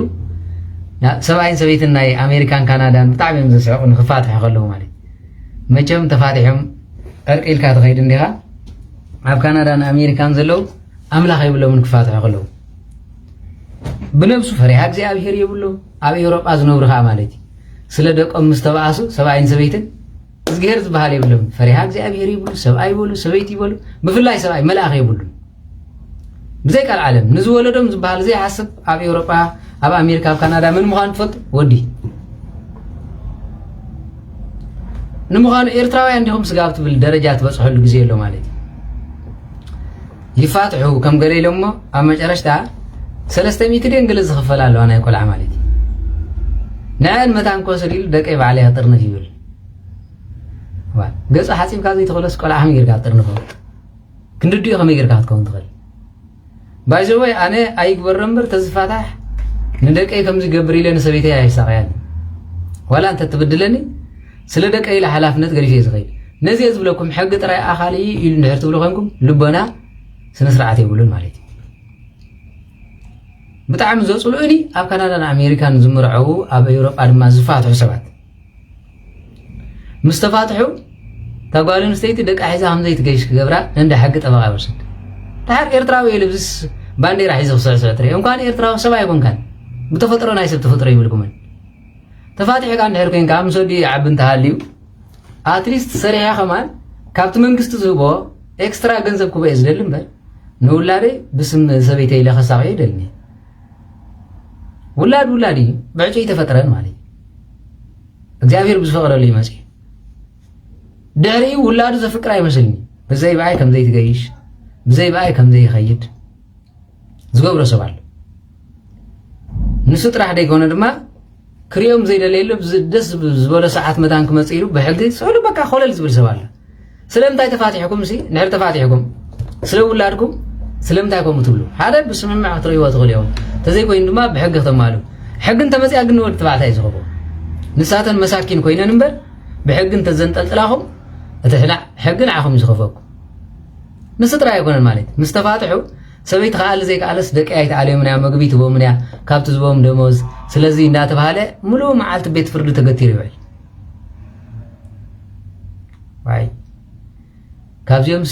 እንኳን ዶ ክትዋሰብ ይትረፍሲ ጎረቤቶም ኣይግበርካ ፈጣሪ ብጣዕሚ ዝገርመኒ ማለት ቆለብ ቆልዓት ሓቲቱ ተጸኒሑ ይኸፍል ተጸኒሑ ካልእ ሰበይቲ ምስ ተመርዐው ካልእ ውላድ ይኸፍል ይወልድ ስለ ዘለኹ ተሕጊ የቃለለ እንታይ እዩ ዘቃለልካ ለቕማጥ ከምዚ እንድሕር ኮይኑ መሊስኩም ሸንክራሎም በት ሕጊ ኣነ ባዕለይ ሕጊ ንሰብ ዘጽንዖ እምበር ስነ ስርዓት የብሎምን ብፍላይ ኤርትራዊ ስዲ እዩ ከምዚ ንምስቃይ ሰበይቲ ንምስቃይ ገለመለ ኢሉ ዘምጾ ብጣዕሚ ስድነት ኣለና ገሊአን ደቂ ኣንስትዮ ድማ ስነ ስርዓት ዘይብለን ኣለዋ ማለት እዩ ኣግባብ ገይረን ደቀን ክመርሓ ዘይከኣላ ኣብ መጨረሻ እንታይ ከም ዝገብሩ ትፈልጡ ህይወቱ ሙሉእ ዝርኽርኹ ስጋብ ዝወፅእ ዘሳቀየ ኣለዋ ማለት ስለዚ ኣነ እንታይ ክብለኩም ደልየ ሓደ ብመሰረቱ ትዘዕብየኩም ሕብረተሰብ እንታይ ምዃኑ ፍለጡ ካልኣይ ድማ ትዝዓቢ ዘሎ ህፃን ከምኡ እንተኮይኖም ደቅኹም እተን ደቂ ኣንስትዮ ኩሉ ጠባይ ናይ ሰብኡተ ናይ ደቅኹም ንገርኦም ንኣቦኦም ክፉኡ ከም ዝኾነ ኣነ ናይ ብሓቂ ብለኩም ኣለኹ ኣቦኦም ክፉኡ ከም ዝኾነ ነቶም ቆልዑ ንገርዎም ብኦም ስነ ስርዓት ዝገበሩ ኣብ መጨረሽታ ዋላ ብሕጊ ዝሕዞም ንሱ እዩ ከምዚ ዝሳቀያ ደቂ ኣንስትዮ ማእለያ ይብለን ብፍላይ ደቂ ኣንስትዮ ማለት ዝበኽያ መዓልታዊ ቤት ፍርዲ ገቲርዎን ዝውዕል ኣሎ ከምዚ እንድሕር ኮይኑ ነቲ ፍቕሪ ዶ ኣቦ ከይጸልእ ዶ ኢልክን ተሕልፎ መስዋእቲ ኮንቲ እዚ ይቦኦም ያ ድርባይ ወላ ሓንቲ ትርጉም የብሉን እንታይ ትገብሮም ኣነ ከም ዝገብር ዘለኹ ኣቦኻ ከም ስለ ዝገብረኒ ምስ በልኮም ነቶም ሕጊ ትቆልዓ ምስ ነገሮም ደጊሙ ይምለስን ስቕኢልክን ግዜ ኽናይ ትቕተልዓ ዘይመስል ኣቦ ጥዑይ ኣቦኻ ኢልካ ክተረዶ ይትፍትን ድሕሪ ምስ ከደ ጽቡቕ ኣይረኒ በጣም መሳኪን ኣለዋ ከምኡ ዝገብራ ማለት ሕጊ ክርድኦ እንተኮይኑ ጽቡቕ ጌርኩም ሕጊ ረድዎ ቅንዕና እንተደልዩ ቅንዕና ረድዎ ድሓር ድማ ሽማግለ ኮይኖም ዝኸዱለዉ እሞ ቁም ነገር ዝበሃል ዘይገብሩ ማለት እዩ ከምዚ እንተኮይኑ እቲ ገንዘብ ዝቡኽን ኣበይ ተእትው እዮም ዋይ ማእተወ ይትእተው 300 እንታይ ክኾነ ቆልዓ ድን ዘፃውታ ኬክ ድን ዝገዝኣ ፓምፐር ድን ዝገዝኣ ኣነ ኤርትራ ኮይኑስ ብክልተ 300 ምስ ሰበይቱ ዝጨቃጨቃ ኣሎ ማለት ንውላደይ ንሳ ምስ መን ትኸደሉ ይፈልጥን እያ እንተኽላ ስቕበል 200 ወይ 100 ደው ይገብፅሓ ኢለን ከምዚ ዓይነት ኮይንኩም ሲ ካባኹም ተወሊዱ ዝህፃንስ ውላደ ኢልኩም ኣብ ፌስቡክ ትልጥፎ ትኽእሉ ኣነ ዝገርመን ነገር ኣሎ መኪና ገዙ ምሽ ናይ 5,000-6,000 ትኸውን ገንዘብ ውላድ እንተሃልዮም ኣነ ናብ ስራሕ ስለ ዝኸይድ እታ መኪናይ 4 ቆልዑ ከመን ይውሰዶም ዳ ማለት እዩ ሰራሕተኛ ትኾንካ ንፍዕ እንተኾንካ ዳሞ ናይ 5,000 መኪና ምግዛእ ሲንካ ንደቅኻ ሓዲካዮም ንሳ ከርተት እንዳበለት ብኢዳ ጎቲታቶም ክትከይድ ደቂ መን እዮም ዝግተቱ ዘለዉ ግርም ይብለን ማለት ድሕሪ ምፅእ ኣቢሉ ሃፒ በርዝደይ ኢሉ ኬክ ገዝኡ ይስኢሎም ማለት እዩ መኪና ብእግሮም ፀምባዕ ክብላ ሓገዮም ሲ ነቲ ሓንቲ ኬክ ዝገዝኣ ኣብ ስእሊ ለጢፎም ይውዕል ማለት እዩ أنت من قصتي لا تزجبرني نعيم بسمع أنا من قصكم كي أخون تتنقو نزوم كم تتقبروا عفر دقات مبلعكم نيرين مزيك العالم لكم أولاد زلنا رايح فلين عاي كم يبلغ أنت لكم مني ولاد بولدك خصص يبولون ولد سحماء كجبروا يبولون نصاتكم تسامعوا ناي بحر ناي تباي ناي صلاة سنة هالو ولاد جن قص أبون قص أدين نار أخ كشامة انتايز بار كشامة يقولون بقى ناس النوتو بقدس الناس عبس عنك هون له هتعنات كينوكو أديهم زتعنان نعلو دحين ماما مسحبة خمسة قبل الكي كم زي لكو بابا مش زول له مالتي حال ጊዜ ተናዴታት ነቶም ህፃናት ኩሉ እንትናኸን ተነጊርኩም ደንጊጾም ከዓብ ይኸልዮም ዘይ ሙስል መስልክን ደባቢዕኩም አቦ ኸይጸልይ ትብሎም ግን እንታይ ዝመስል አቦ እዚ ካብዚ ዘይ ምውላድ ካ ማሐሸ አና ናይ ብሓቂ ይብለኩም ኣለኹ ካብ ከምዚ ዘይ ምውላድ ማሐሸ ሰልካ ከፍቅሮ ኢልካ ጥራይ ምንጋር ነቲ ቆልዓው ጌጋር ዲ ትሒዝ እንተዓብዩ መጨረሽታ መንነቱ ምስራየ ነዚ ከም ዝበልክኒ ኢሉ ክጸልኦ ኸይሉ ሓቂ ሓደ ጊዜ ዘይርዶም እንተኾይኑ እቲ ተሕልፎ መስዋዕቲ በቃ እኹል ጥዒት ደጥራይት ኣለኻ አቦ ሸይኒኳ መስከረዳ ወይ ቆልሒ ሊሬካይ ስለዚ ከምዚ ዓይነት ጌጋ እንድሕር ይዳጋገም ሃልዩ እቲ ተሕልፎ መስዋዕቲ ክንተኸውን ሕጊ ዘይርዶ ቆልዓ ኸርኢ ኢሉ ምስ መፀ ሄይቲ ኸልቢ ሄይቲ ሻርምጣ ሄይቲ ገለ ኢሉ ፃረፍ ሰብ ኣለኩ ቆልዓ ኸርኢ ኢሉ መፂ ማለት ድሕር ዘየድልየካ ተፈላለኻ ትኾንካ ወድኻ ሓቂፍካ ቻው ወልካለ መዓልቲ ክመፀካ ይምባል ንሱ ጥራይ መስለኩም ብፍላይ ኣብ ኤውሮጳ ዘለዉ ኣዴኻ መን ይመፅና ገዝኣ እንታይ ይገብር ሪከርድ ክመልእ ድሕሪ ነቲ ቆልዓ ሪከርድ ምስ መለአ እዚ ገይረ ከዋርደከ ከምኡ እንተገይሩ ከዓ ንቆልዓ ሪከርድ ስለ ዝገብሮ ቻይልድ ኣቢዝ ኢልኩም ብሕጊኻ ጠልጠል ሕጊ ሕጊያ ንቆልዓ ካብ 13 14 ዓመት ንላዕሊ ሪከርድ እንተገይርዎ ብዓይኒ ሕጊ ዲስሚስ ይዝኸውን ምክንያቱ ንህፃናት ፀቕጢ ስለ ዝገብረሎም ኣይፍቀደን እዩ ከምዚ ዝገብሩ ህፃናት ሪከርድ ዝገብሩ እንተሃልዮም ብሕጊ ክትሕዝዎም ዝግባአኩም ሕጊ እንድሕር ዘይትፈልጡ ብዓይኒ ክርስትና ግን ቅድስና ስለ ዝኣክል እቲ ዘዕብዮም ዘለዋ ብፍላይ ቤተ ክርስቲያን ዝመላለሳ ደቀን ዘዕብያ እንተኾይኑ ክትዛረብዎን ኣይግባእን ካልእ ትረፍስ ደቆም በስማዕ ይምህርኦም ኣሎ ኣብዚ ማሕበር ገለመለ ዝተፈራትሑ ይርኢ እሞ እንታይ ገብሩ ትፈልጡ ዘየድልየንን ደቀይ ቅባ ቅዱስ ጌራትሎም ማይ ጌራ ነፂጋቶም ወዘተረፈ ኢሎም ኣሳቕ የብሉ ተው ዘለዎ ከዓ ቆልዓ ኣብ ደስ ዝበሎ ከዓ ምን ዝፍቀዶ ስለዚ መሰል የብልክን ኢሎም ስኻ መሰል ደቀ ኣይትውስነለኒ ኣነ ዘዕብዮም ኢላ ከዓ ክትካትዑ ይግባእ ነቲ በዓል ሕጊ እንታይ ይብል ብሃይማኖቱ ወለዱ ክዕብይዎ ኣለዎ ዶ ይብል እወ ንስኻ ብሃይማኖተን እንታይ ተኣትወኒ ምልከተካኒ ትብሎ ዋላ ቆልዑ ኮንትሮል ዝገብሩ እንተመፅኦም ነቶም ኮንትሮል ዝገብሩ ሪከርድ ጌርኩም ናባይ ገጹ ከይመፅኢልኩም ብሕጊ ክትሓትዎም ይግባእ እንተተሪርኩሞም ኣይምለሱኹም እዮም ስለዚ ኣነ ጉባኤ መሊእ ኣለኹ ካብዚ እኒአው ተሓተም ተሃልያ ፅቡቅ ተዘይኮይኑ ግን ንደቀ ሃይማኖቶምን ስነ ስርዓቶምን ባህሎምን ክምህሮም ይግበአኒ ንስኻ ከምዚ ክትገብር መሰል የብልካን ኢልኩም ሪከርድ መሊእኩም ከምታ ንሱ ሪከርድ ዝመልኣ ምኻልእ ጠበቓ ጌርኩም ሽንክርዎ ትኽእሉ ኢኹም ሓንቲ ዝገብሮ የብሉ ምክንያቱ ነታ ዝበልዓና ካልእ ቆልዓ ክትሕዝ ኢሉ ዝኸዳዕ ከይትባላሸዎ ክትብል ሸተት ኢሉ ዝመለኹ ሓንቲ መዓልቲ በኣንተ ተኸሲሱ ንሱ ናይ ቆልዑ ተቋፃፀር ትኸውን ኣይገድልን ስለዚ ወይ ሕጊ ፍለጡ ወይ ጽድቅ ፍለጡ ኤርትራዊ ንኽልቲኡ ኣይሰማማዕን ብዓይኒ ሕጊ ኸይድ ኣይደልኒ ብዓይኒ ክርስትናኻ ክግዛእ ኣይደልን ግዝያዊ ተበላፂ ዝኸውን ስለዚ ወይ ዓለማዊ ሕጊ ወይ መንፈሳዊ ሕጊ ምፍላጥ ኣገዳሲ ጽድቂ ዝርደአኒ እንተይሉ ትሕልፎ ዘላ መስዋዕቲ ይቕረበለላ ኢልካ ገዲፍካ እያ ትኸይድ ሕጊ ዝርዳእ እንተይልካ ግን ሕጊ ምፃእ ተራራያ እንተወፂኻ እያ ስለዚ ኣነ ዝብለኩም ነዚ እዩ ዳሓር ድማ ደቂ ኣንስትዮ ኮይነን ገዲፍዎን ምስ ከለ በዓል ይፈልጥ ጥራይ ይኸይደለይ ናይ ምንታይ ይኸይደለይ ግቡእ ይምላእ ግቡእ ክመላእ ኣለዎ ንቆልዓ ዘድልዮ ንፓምፐር ዘድልዮ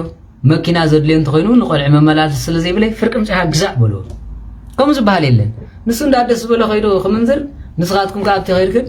ስጋ ብማዳ ክወፀክን ኣብዚ ዕድሜኽን ደቆ ክትዕብያ ከምኡ ዝበሃል ድልይ ሕጊ ሕጊ እዩ ኣብ ቤተ ክርስቲያን ተመፂውን እቲ ካህን ቁንዕና ክፈርድ እዩ ዝግባእ ቆልዓ ሓደ ትዕብላ ዝወደይ እወ መኪና ናብዚ ምምላስ ንቤተ ክርስቲያን ምምላስ ንትምህርቲ ምምላስ ብምንታይ ዝውሰዶም ንስኻ ናብ ስራሕካ ባቡር ጌርካ ኺድ እሳ ግን ቆልዑ ስለ ዝሓዘት ኢልካ ክትፈርዶ ይግባእ እምበር ስራሕ ስለ ዝሰርሕ ንሱ ስለ ዝኾነ ዝኸፍሎ መኪና ንዕትዋ ባለካ ክንደይ ኮይነ እንደ ማለት ገርመኩም ኣብ ባንክ ዘሎ ገንዘብ ይኳ ገዲፈሉ ምኸድኩ ንደቀይ ወይ ከምዚ በቃ ዘፅለእካ ህይወት ኢኻ ትርኢ ማለት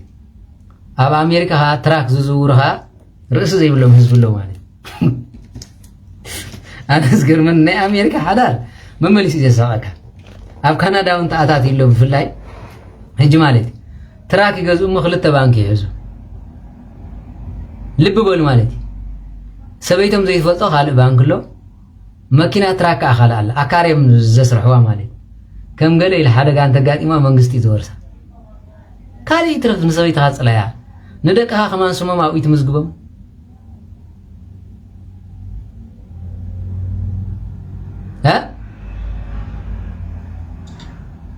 ዝገርም ነገር ማለት ኣብ መጨረሻ ንሱ ይኮነን ማለት ኣቀዲመ ዘጥረኽዎ ንብረት ስለ ዝኾነ ኣብዚ መሰል ስለ ዘይብልክ ካብ ሕጂ ንገብሮ ባንክና ሓደ ይኾን ይብል እሞ ንሱ ኣታዊኡ ናብ ካልእ ይገብሮ ናብ ኣዝኣቱ ግን 200 300 ኣብ ወርሒ ይገብሮ ንሳ ከዓ እንደገና ከዓ ይሃለዋ ናይ ቆልዑ ትገብር ንዑ ሸር ጌርና ይንበሪ እንታይ ገይራ ትሰርሕ ኣለኻ ንመን ኢኻ ትፅዕር ዘለኻ ንውላድካ ንሰበይትኻ ኣይኮነን ንምንታይ ክልተ ኮይኑ ባንክኹም ኣነ ዝገርመን ነገር ኣልቤርጎ ዲኹም ትነብሩ ዘለኹም ሰበይትኹም በዓልቲ ቤትኩም ዶ ይኮነትን እያ ዓራት በለፅ ዲኹም ትነብሩ ዘለኹም እዚ ጠቕላላ ወላ ኣብቲ ቤተ ክርስቲያን ምስ መፁ ኮ እሞ እንታይ ዳ ክገብር ከንድሕር ዘይተሰማሚዖም ዳ ከምዚ ከምዚ በሃል ኣሎ ገንዘብኩምን ባንክኹምን ሓደ ይኸውን ሰበይቲ ብዘይፍቓድ ሰብኣይ ብዘይፍቓድ ካብ ንቡር ንላዕሊ ገንዘብ ከውፃእ ኣይፍቀደኒ ሕግን ስነ ስርዓትን ትገብር እንተዘይ ጎይኑ ግን ተሓደ ልቓ ሓለኒ እንዳበለ ናብዚ ለኒ እንዳበለ ድላ ይገብር ተሓደ ከዓ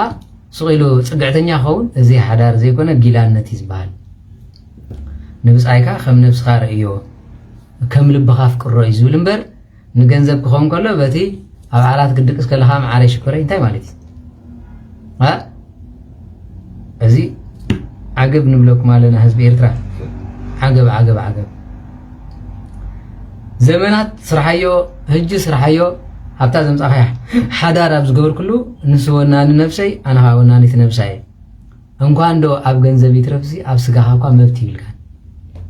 ምክንያቱ ሰበይቲ ድላይ ሰብኣይ ትኽላይ ዝብል ሓቂ ኣገዛ ርሳ ስልጣን ይብላኒ ሰብኣይ ከዓ ድላይ ሰበይቲ ኣይኽላ ኣገዛ ርሱ ስልጣን ይብሉን እዛ ፍርቂ ኣካላት ናይ መን እያ ማለት እዩ ናይ መፃምዱ ንሱ ከዓ ቆሙ ስለዘይ ኮይኑ ግን እዚ ትነብሮ ዘለኹም ጆክ እዩ ማለት ንሱ ጥራይ መስለኩም ኣነ ናይ መጨረሽታ በቃ ከምዚ ዓይነት ሰብ ሓዳር ኮይኑ ድርባይ ናብራ ዝገብሩካ ኣለዉ ማለት ድርባይ ጓሓፍ እናም ኣይሓልፈሎምን ብሂወቱ መመሊሶም ተደቂሶም ዝነብሩ እንታይ ከም ዝገብሩ ትፈልጡ ምስ ተመርዖስ ይፋትሑ እሞ ናይ 5 ቆልዑ መታን ክትክፈል ናይ 5 ቆልዑ ትኸፍል ንሱ ከዓ ይሰርሕ ሕጂ ንሱ ንእሽተ ተቆራፂ ገይሩ ሴቭ ክገብር ገንዘብ ኢሉ ዋይ ከላ ታዘላትካ ቁራስካ ተመስገን ኢልካ ዘይትበልዕ እቶም ውላድካ ዓብዪ ሃብቲ እንዲዮም እቲ ከምኡ ጌርካ ትእክቦ ገንዘብ ትሰርሐሉ ዶ እዩ ኖ እንኳን እንደንሱ ኣነ ርግፀኛ ኮይና ክነግረኩም ሰብኣይን ሰበይትን ተፋቲሖም 20,000 ክኾነሎም ኢሎም ናይ ሓሶት መርዓ ገይሮም ዘምፅለዎ ሓቂዶም ድሕሪ ሓዳር ይገብሩ ዶ ይገብሩ ሓሳብ ውልኒ ናይ ሓሶት ቃል ኪዳን ዝገበረ ሰብ ናብሩ ይፅበቐሉ ብፍፁም ተኣምር ተመልከቱ ነቲ እዙይ ከዓ መብዛሕትኡ ኣበይ ምዃኑ ትፈልጥ ዓዲ እንግሊዝ ቀልጢፉ ፕሮሰስ ዝግበር ስለ ዝብል 15,000 ፓውንድ ገለ መለምፅያ ናይ ሓሶት መርዓ ትገብር እቲ ከዓ ናይ ሓሶት መርዓ ይገብር ብኡ ናይ ሓሶት ገንዘብ ስለ ዘይኣተወ ነቲ ናይ ሓሶት ናብራ ይቕፅልዎ ማለት እዩ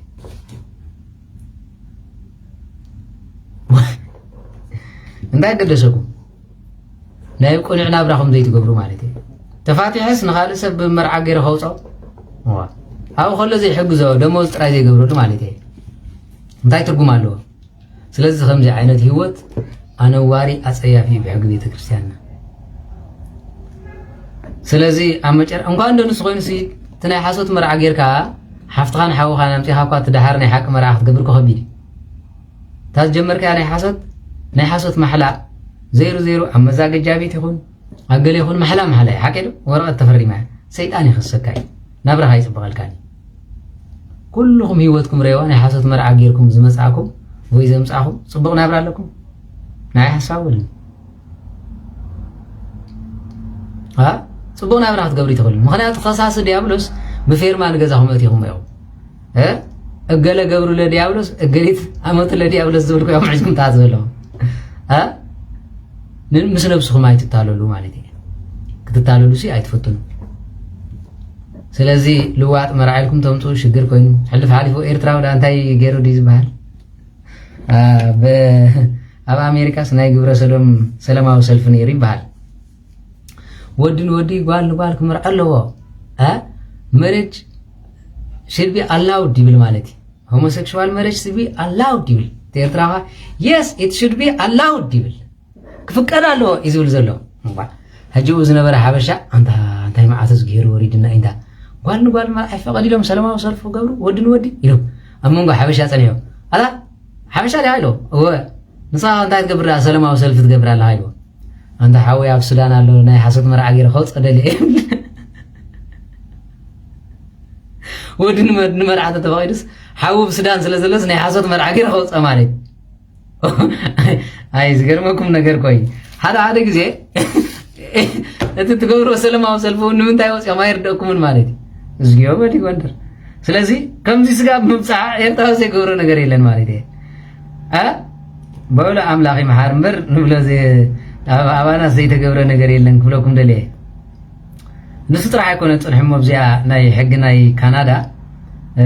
ናይ አሜሪካ ዝተገብረ ሓደ ሰላማዊ ዝገበረሎ ማለት ጥኑ ከም ብበልኩም አቤት ፍርድና የአሜሪካ ማለት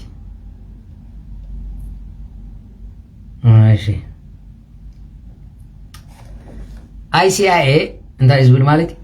ICIA arrested African Habib Saleh who was married American woman after claiming asylum seeker as gay ገርመኩም ዜና አቤት ይበል ሰበር ዜና አስላማይ ጉስርጥ ዘይገብረ የለን እንታይ ብለኩም አሎ ICIA ናይ አሜሪካ ሴክሬት ማለት እንታይ ከም ዝገሩ arrested African Habib Saleh ዝበሃል አፍሪካን ተመርዒ መጽዩ ንሓንቲ ጓል አንስተይቲ ኣብ መጨረሻ ድማ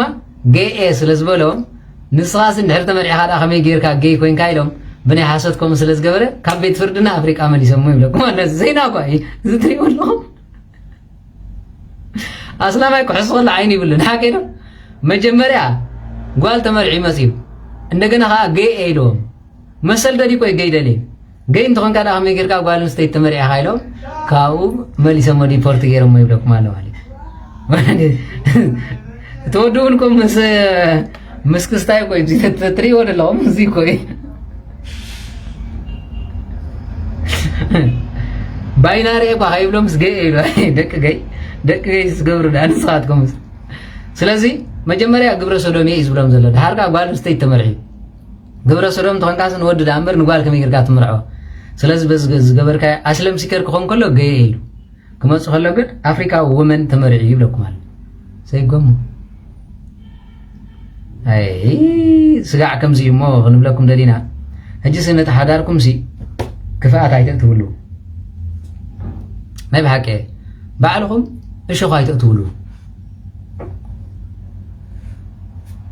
በዚያ ሓደ ጊዜ ልቦናዊ ምክሪ ኣሎ ሰብኣይ ቁማረጅ እንተኮይንኸ እዚኣ እንተኮይና ስግድም ምፍላይ ምክንያቱ ደቅኻ ነብስኻን ክትልክማ ይትኽእልና ድሓር ሰብኣይኩም ቁማረጅ እንተኮይኑ ድማ ብዘይስ ፍቓድ ሰብኣይ ዕፁብ ባንክ ትገብርዎ ወርሓዊ ገንዘብኩም ንቆልዓ ንእንጀራ ኢልኩም ተውፅዎሉ ሓቀይዶ ንኣብነት ናይ ሰበይቲ 3000 ናይ ሰብኣይ 4000 እንተኮይኑ ኣብ ዓመት ገዛ ወርሓዊ ገዛ ክራይኩም ክንደይ ተውፁ ሓደ በሉ ነስ ቤዛ ክንደይ የድልየኩም ትግምቱሽ ካብኡን ላዕሊ ወፃኢ መታን ከይከውን ተዕፅዎ ብዘይካ ፍቓድ ክልቴኹም ከም ዘይወፅእ ግብርዎ ድሕሪ ቁማረጅ ሰላም ከም ትረኽቡ ቁማረጅ እንተኮይኑ ሰብኣይካ አይ ኣነስ ኣይገብርኒ ፍሪ ባንክ ንግበሮ ተኮይኑ እምቢ ዕሪዎ ስለዚ በስለ ዝኾነ ከምኡ ትገብርዎ ይግባኩም ካልኣይ ድማ ነደይ ንሓፍተይ ንሓወይ ክሕግዝ ኦኬ ክትሕግዝ ትኽእል ኢኻ ሰብኣይ ብዘይ ፍቓድ ሰበይቲ ብዘይ ፍቓድ ሰብኣይ ግን ክትገብሮ ንቡር ኣይኮነን ክልቴኹም ተሰማሚዕኩም ክትገብሮ ከለኹም እዩ ዝበልፅ ስለዚ በስለ ዝኾነ ኣብቲ ባንክ ምውፃእ ኣውፅዎ ዋላ ቁማረጅ ይኹን ሰብኣይኩም ድሕሪ ግን እቲ ባንክ ዕፁብ ትገብርዎ ንኣብነት ካብ 200 300 ወፃኢ እንተኮይኑ ዋይ ዝብል ክሕተት እንከሎ ኮላይ ሰበይቲ ከም ትፍርመሉ ኣለው ከም ትብሎ እንተዘይኮይኑ ኖ እንተኢላቶ ንሳ ኣይሂቦን እዩ ክቋመር ኣይክእልኒ ታ 50 ምስ ወድሃ ኣብኡ ኸይዱ ኣኽሪና ክብል ክውዕል ተረዲኦምኒ ክሩይ ዋሕድ ኣኽሪና እዩ ዝበሃል ሓቀዶ ኣስሕበኒ ዲኦም ትብሎ ኣስሕበኒ ክብል ኣብኡ ተሳሒቡ ይውዓል ግደፍዎ ኣኽሪና ኣስሕበኒ ሓንቲ ስለዚ ኣኽሪኒ ዲኽብል ኣስሕበኒ ኣብኡ ይውዓል ግደፍዎ ስለዚ ተሓምሱ ሒዙ ለማ ንኾዩ ይውዓል ማለት ስለዚ በስለ ዝኾነ እታ ክገብራ ዝግባእ ብባዕልኩም ተውፅዋ ናይ ገንዘብ ገዛ ክራይ ክንድዚ ካብ ባንክ እዮም ዝወስዱ ببعلها توسدا ግን ሰበይቲ بزي سبعي مسج كمصا خم زلو تገብሩ شعت مسج تزي አላው تزي غير نو ወይጋ ክልተ ባንክ ተውጽ ከለኹም ናይ ክልቴኹም እቲ ሓደ ባንክ ሴቭ ዲ በወርሒ ሓንቲ ግዜ ጥራይ ብፍቃድ ክልቴኹም ተም ባንክ ንፋዓት እዮም ኮም ይኮነን ዋላ ቁማረጅ ኮይንኩም ገንዘብ መሐዛብይኩም አለ ሓቂር ቁማረጅ ኮይንኩም ባንክ ጽቡቕ እዩ ነዞም ቁማረጅ ዋላ ገንዘብኩም ክትሕዙ ትኽእሉ ኢኹም እቲ ባንክ ኸይድኩም ኣዕጽውዎ ብዘይካ ገዛ ክራይን ትበልዕዎን ንኣብነት ኣብ ዝዓዲ ትነብሩ 8,000 7,000 ምሽ ተቐበሉ ወትሩ $1,000 4,000 سيف كم زخون تبرو مالتي 4,000 انه اب 5 ورحي اب 3 ورحي اكل ورحي وي دما كغير كلو خابز عد تزي كوينو خمزي خفتيلكم تغيركم بزي كلاي دما نغره منغدي زما اسرائيل تنبرو احوات بانك زوصاهم تسرحوا احوات اللهم هجي مبزحتو ايرتراوين ابت بانكي غارانتي يبلكم نسخان تميت كاسي وراسي خامن زبل يلن ስለዚህ ኣብዚ መብዛሕትኦም ሓደጋ ዘጋጠሞም ዝመቱ ኣሕዋት ውላድ ወሊዶም ከይተረፈ ደቀም ከሎ ኮርስዎ ኣይፈቀደምኒ ብሕጊ ባንክ ማለት ምክንያቱ ኣብቲ ወራሲ ዝብል ምንም የለን ናተይ ነይሩ መትከላዊት ዝብል ወራሲ መትከላዊት ያዘላ ወይ ካልኣይ ኣገዳሲ ምክንያቱ ኣብ ዓዲ ዘሎ ሳልሳይ ዝብል እንተሃልያ ወዲ ሓውበይ ወዲ ኮየ ትበሉ ምክንያቱ ተልየ ፅቡቅ ተዘይለ ኣብ ድሕረ ይብልዑ ምርታይ ለመንግስቲ ይበልዑ ስለዚ ኣብ ባንክኹም ከይድኩም ክትዕርዮ ዝግባኣኩም ነገር ኣሎ ካል ይትረፍ ንስኻ በህይወት ክሳብ ዘለሃ ወራሲኻ ብድሕሪኻ መን ዝብል ስም ክትተውልኩም ስለዚ እንኳን ንሱ ጎግል ኮሎ ፌስቡክ ሪኹም ኣለኹም ፌስቡክ ንስኻ ምስ መትካ ዝወርሰካ መን ይዝብል ኣለ ኣካውንትኻ ብዙሕ ሰብ እንተልይዎ ቲክቶክ ከምኡ የለን ኣሎ ረ ይብሉን ኣለዎ ብዙሕ ፎሎወር እንተሊካ ነቲ ናትካ ኣካውንት ክጥቀመሉ ዝኽእል ዝብል ናይ ግድና ኣለዎ ማለት እየ ስለዚህ ስለዝኾነ ኩሉ ተጠቀምቲ ክትኮኑ ሓደራ ክንብለኩም ንደሊ ኣግባብን ስርዓትን ናይ ከባቢኹም ምፍላጥን ኣገዳስነት ኣለዎ ወንብለኩም ደቂ ዓበይቲ ዝንዳበልኩ ዘረባ ይዓፁ ሕተ እንተሊኩም 2-3 ሰብ ክፈቕደልኩም ተዘይ ኮይኑ ግን ብሩኽ ምሸት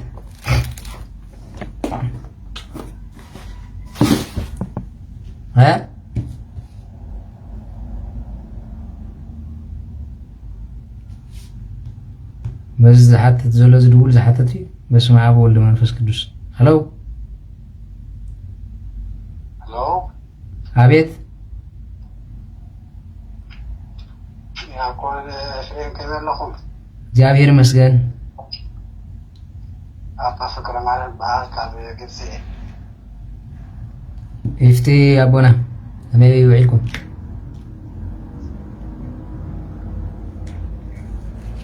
عن شوية أنا والحمد لله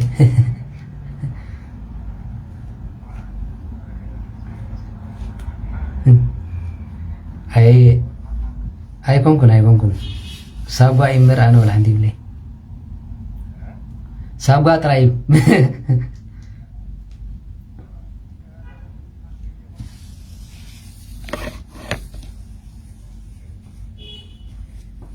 هو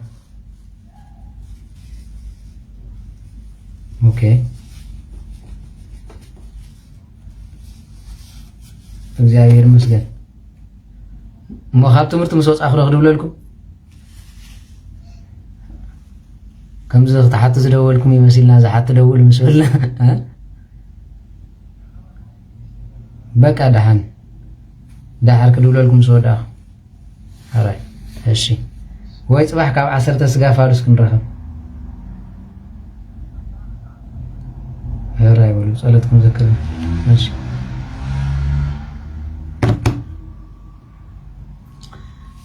هراي حتى يقولكم من حكيرو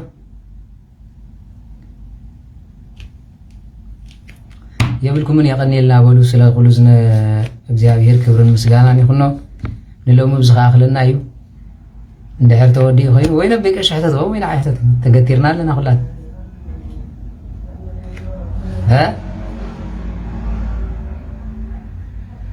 ክልተ ሰለስተ ለኹም ነዚ ናይ ምስልምናሲ ቶም ካህናት ኣቦታትና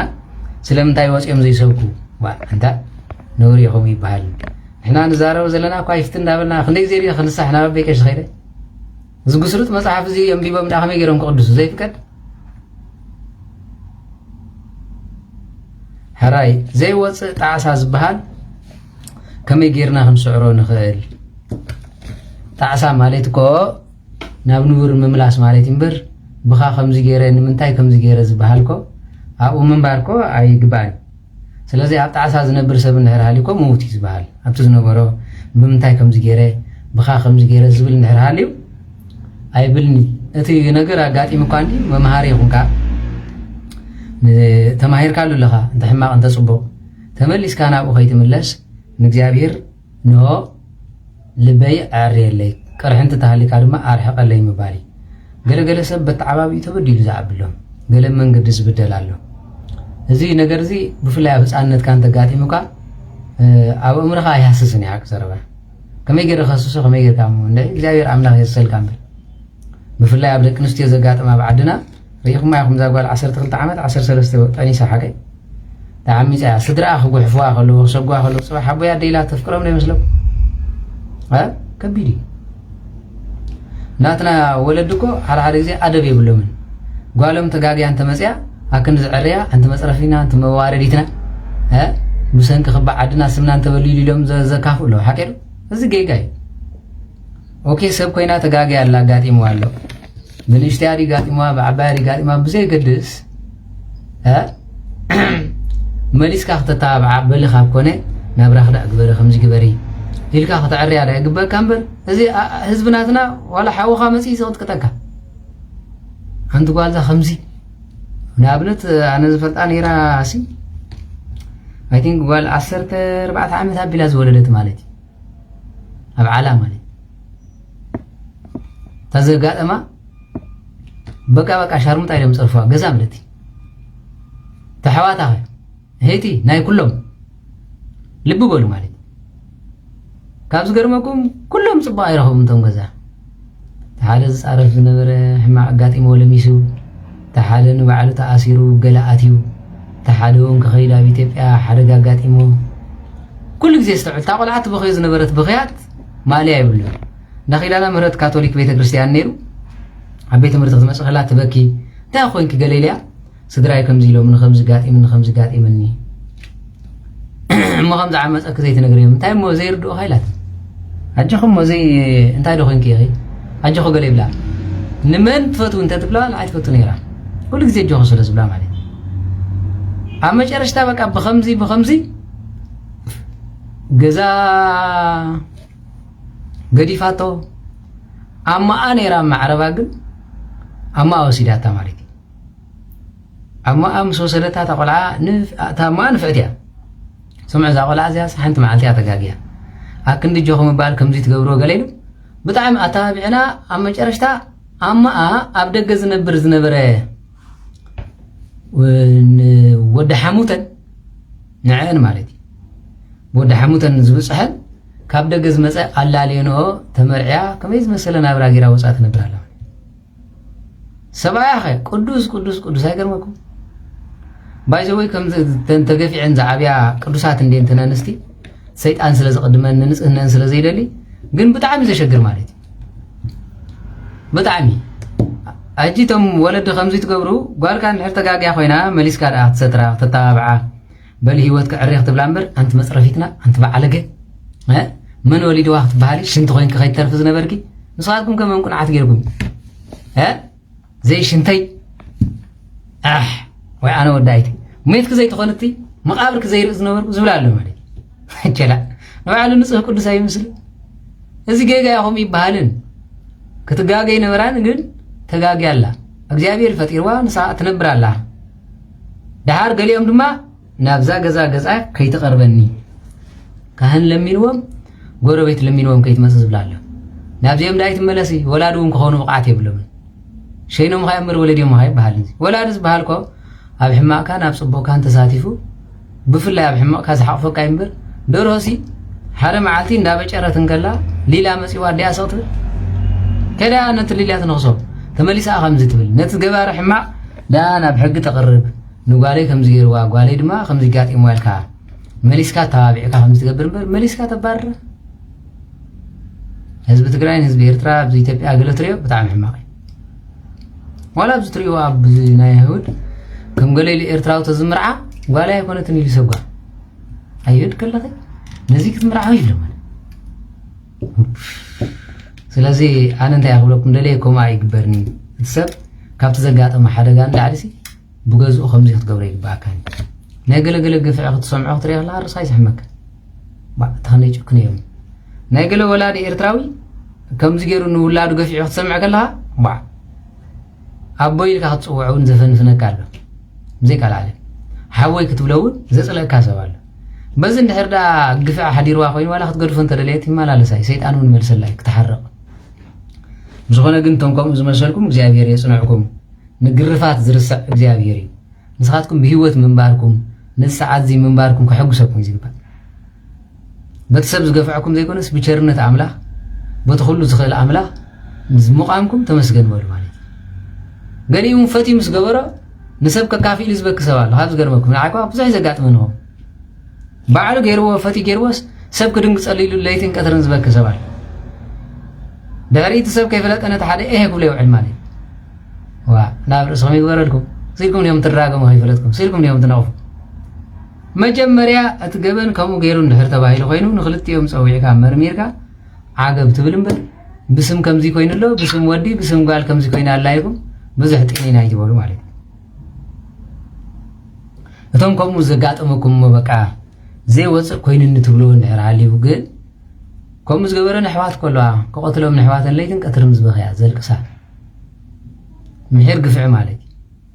قلنا እግዚአብሔር አምላክ حدا ጊዜ ነቶም ከም ዝመስልኩም ቋዕ ተሰደድኩም ይዝብለኩም ካብስም ቋዕ ረሓኩም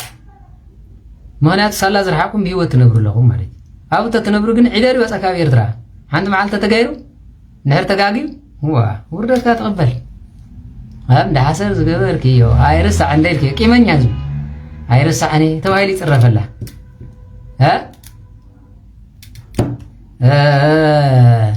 ترحاسي كلهم سبوتا تستطيع حتى حد راب بايتان ده تفعله كوي درفني وا سلز خناسي نماريا مقدلاوي تحقق في بيت كريستيان يزلاتناكو سبون سبقت يلو مسيكو عدم لتو مسي قتل كوي يلي با تهما معلتو يلو عدم لتو مسي صليلمو بموس وغير ما يعرقم مخلاتن برهان عالم قدس باولس سباخ زغبرت بيت كريستيان يزلات كاباولوس لعلينا خريستوس زغرفل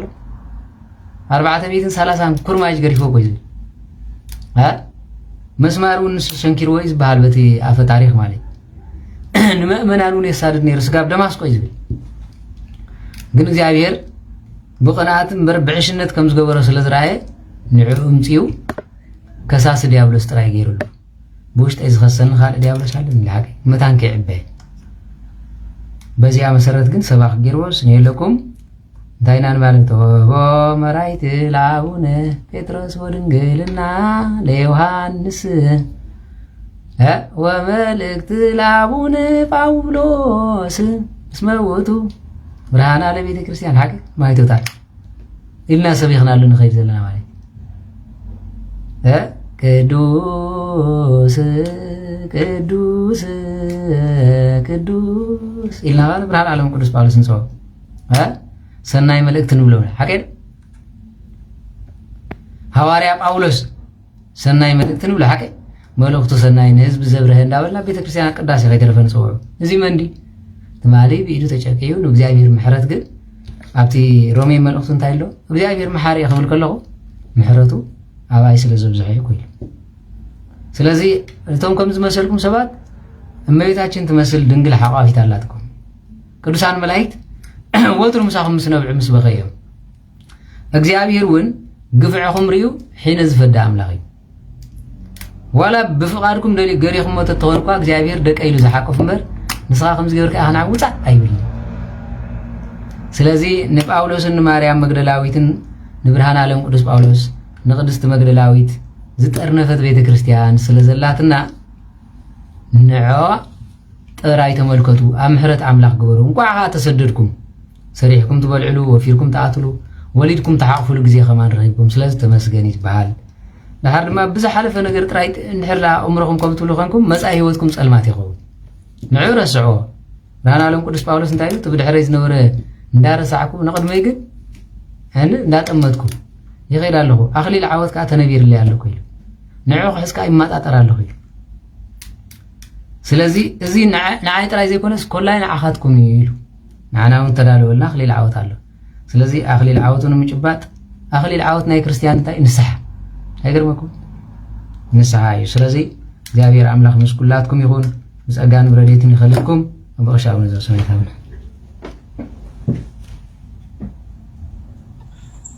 እጀምሮ ተፈጸመና እግዚአብሔር አምላክ ምስጋና ይባህየው ወላዲተ አምላክ ድንግል ማርያም በዓል ኪዳነ ተፈለየ ምስጢርና ገለጸት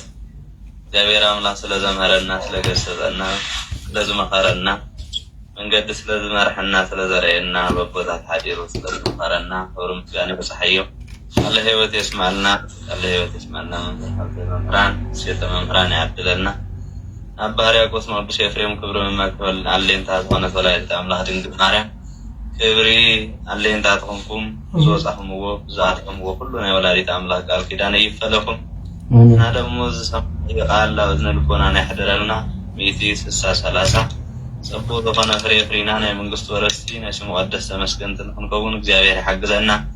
أو جنكات أما كرا أصقايا فتنا أو سببا ودو سربيز لو وجناتنا تيا زي باللوم أو ألقى أو عرس ودقو زحممو قبل ويدانيا ألقى ورانيا እግዚአብሔር كوسلنا أو جنكات أما كرا أصقايا فتنا زلوا وجناتنا دمو أو جنكات أما كرا أصقايا وسألنا እግዚአብሔር አምላክ ሀገርና ሰላም ይግበረልና ህዝብና ኻስደት እንኑ አልኻም ተሶፋ እግዚአብሔር ያድህነልና ተባረከ ተቀደሰ ማዕት ዘዋለ እግዚአብሔር አምላክ ተባረከ ተቀደሰ ለይቲ ይሕድረና አቡነ ዘበሰማያት አሜን አቡነ ዘበሰማያት ይቅደስ ወይኩን ፈቃድከ በከመ በሰማይ ከማሁ በምድር ሲሳየነ ዘለለ ዕለትነ ሀበነ ዮም ህድግ ለነ አበሳነ ወጌጋየነ ከመ ንሕነኒ ንህድግ በዛበ ሰለነ የተባነ እግዚኦ ተመንሱት አላህነን ወባልሃን ነው ክርስቶስ ያቀይት መንግስት አይለሱ አጥራለም ዓለም በሰላም ቅዱስ ገብርኤል መልአክ ወቅዱስ ማርያም ሰላም ለኪ ድንግል ወሊናች ወድንግል ወስጋኪ መጋሄር ጸባው ሰላም ለኪ ሩካንቲ ማንሶ ወሩፍሬ ከርሲ ተበሲ ፍሲት ወምሊ ተጸጋ እግዚአብሔር ምሰይ ሳሊ ወጸልይ ለነ ምሕረተ አፍሮልሽ ኢየሱስ ክርስቶስ ከመይትረልን ኃጣዊነ ተማይጸነች ሁሉ ብቷኑ ንጹሃን ይረሲን ወይረሲኩም ድልዋን ለመንግስተ ሰማያት እግዚኦ መሐረነ ክርስቶስ መልአሰር ተከተ ጊዜ እግዚኦ መሐረነ ክርስቶስ መሐረነ ክርስቶስ በዛለ ፈስሬት ወዘይ መጸቆት በእንተ እግዝእትነ ማርያም መሐረነ ክርስቶስ በእንተ እግዝእትነ ማርያም መሐረነ ክርስቶስ ወተወካፌን ሰሃ ወሰራይ ኃጢአት ኢየሱስ ክርስቶስ ሰራይ ኃጢአት ኃጢአት ሁሉ ዝብከ ሰራህም ወአበሳ በድል ኃጢአት ሁሉም ማይሰራ ኃጢአት እግዚአብሔር ይፍታ እግዚአብሔር ይማረን ይፍታ አሜን አሜን አሜን አሜን አሜን አቦና አሜን አሜን أنا دورت وأنا تقطعناكم كل حسب تجربتكم ولا دي تعمل حساب على رديت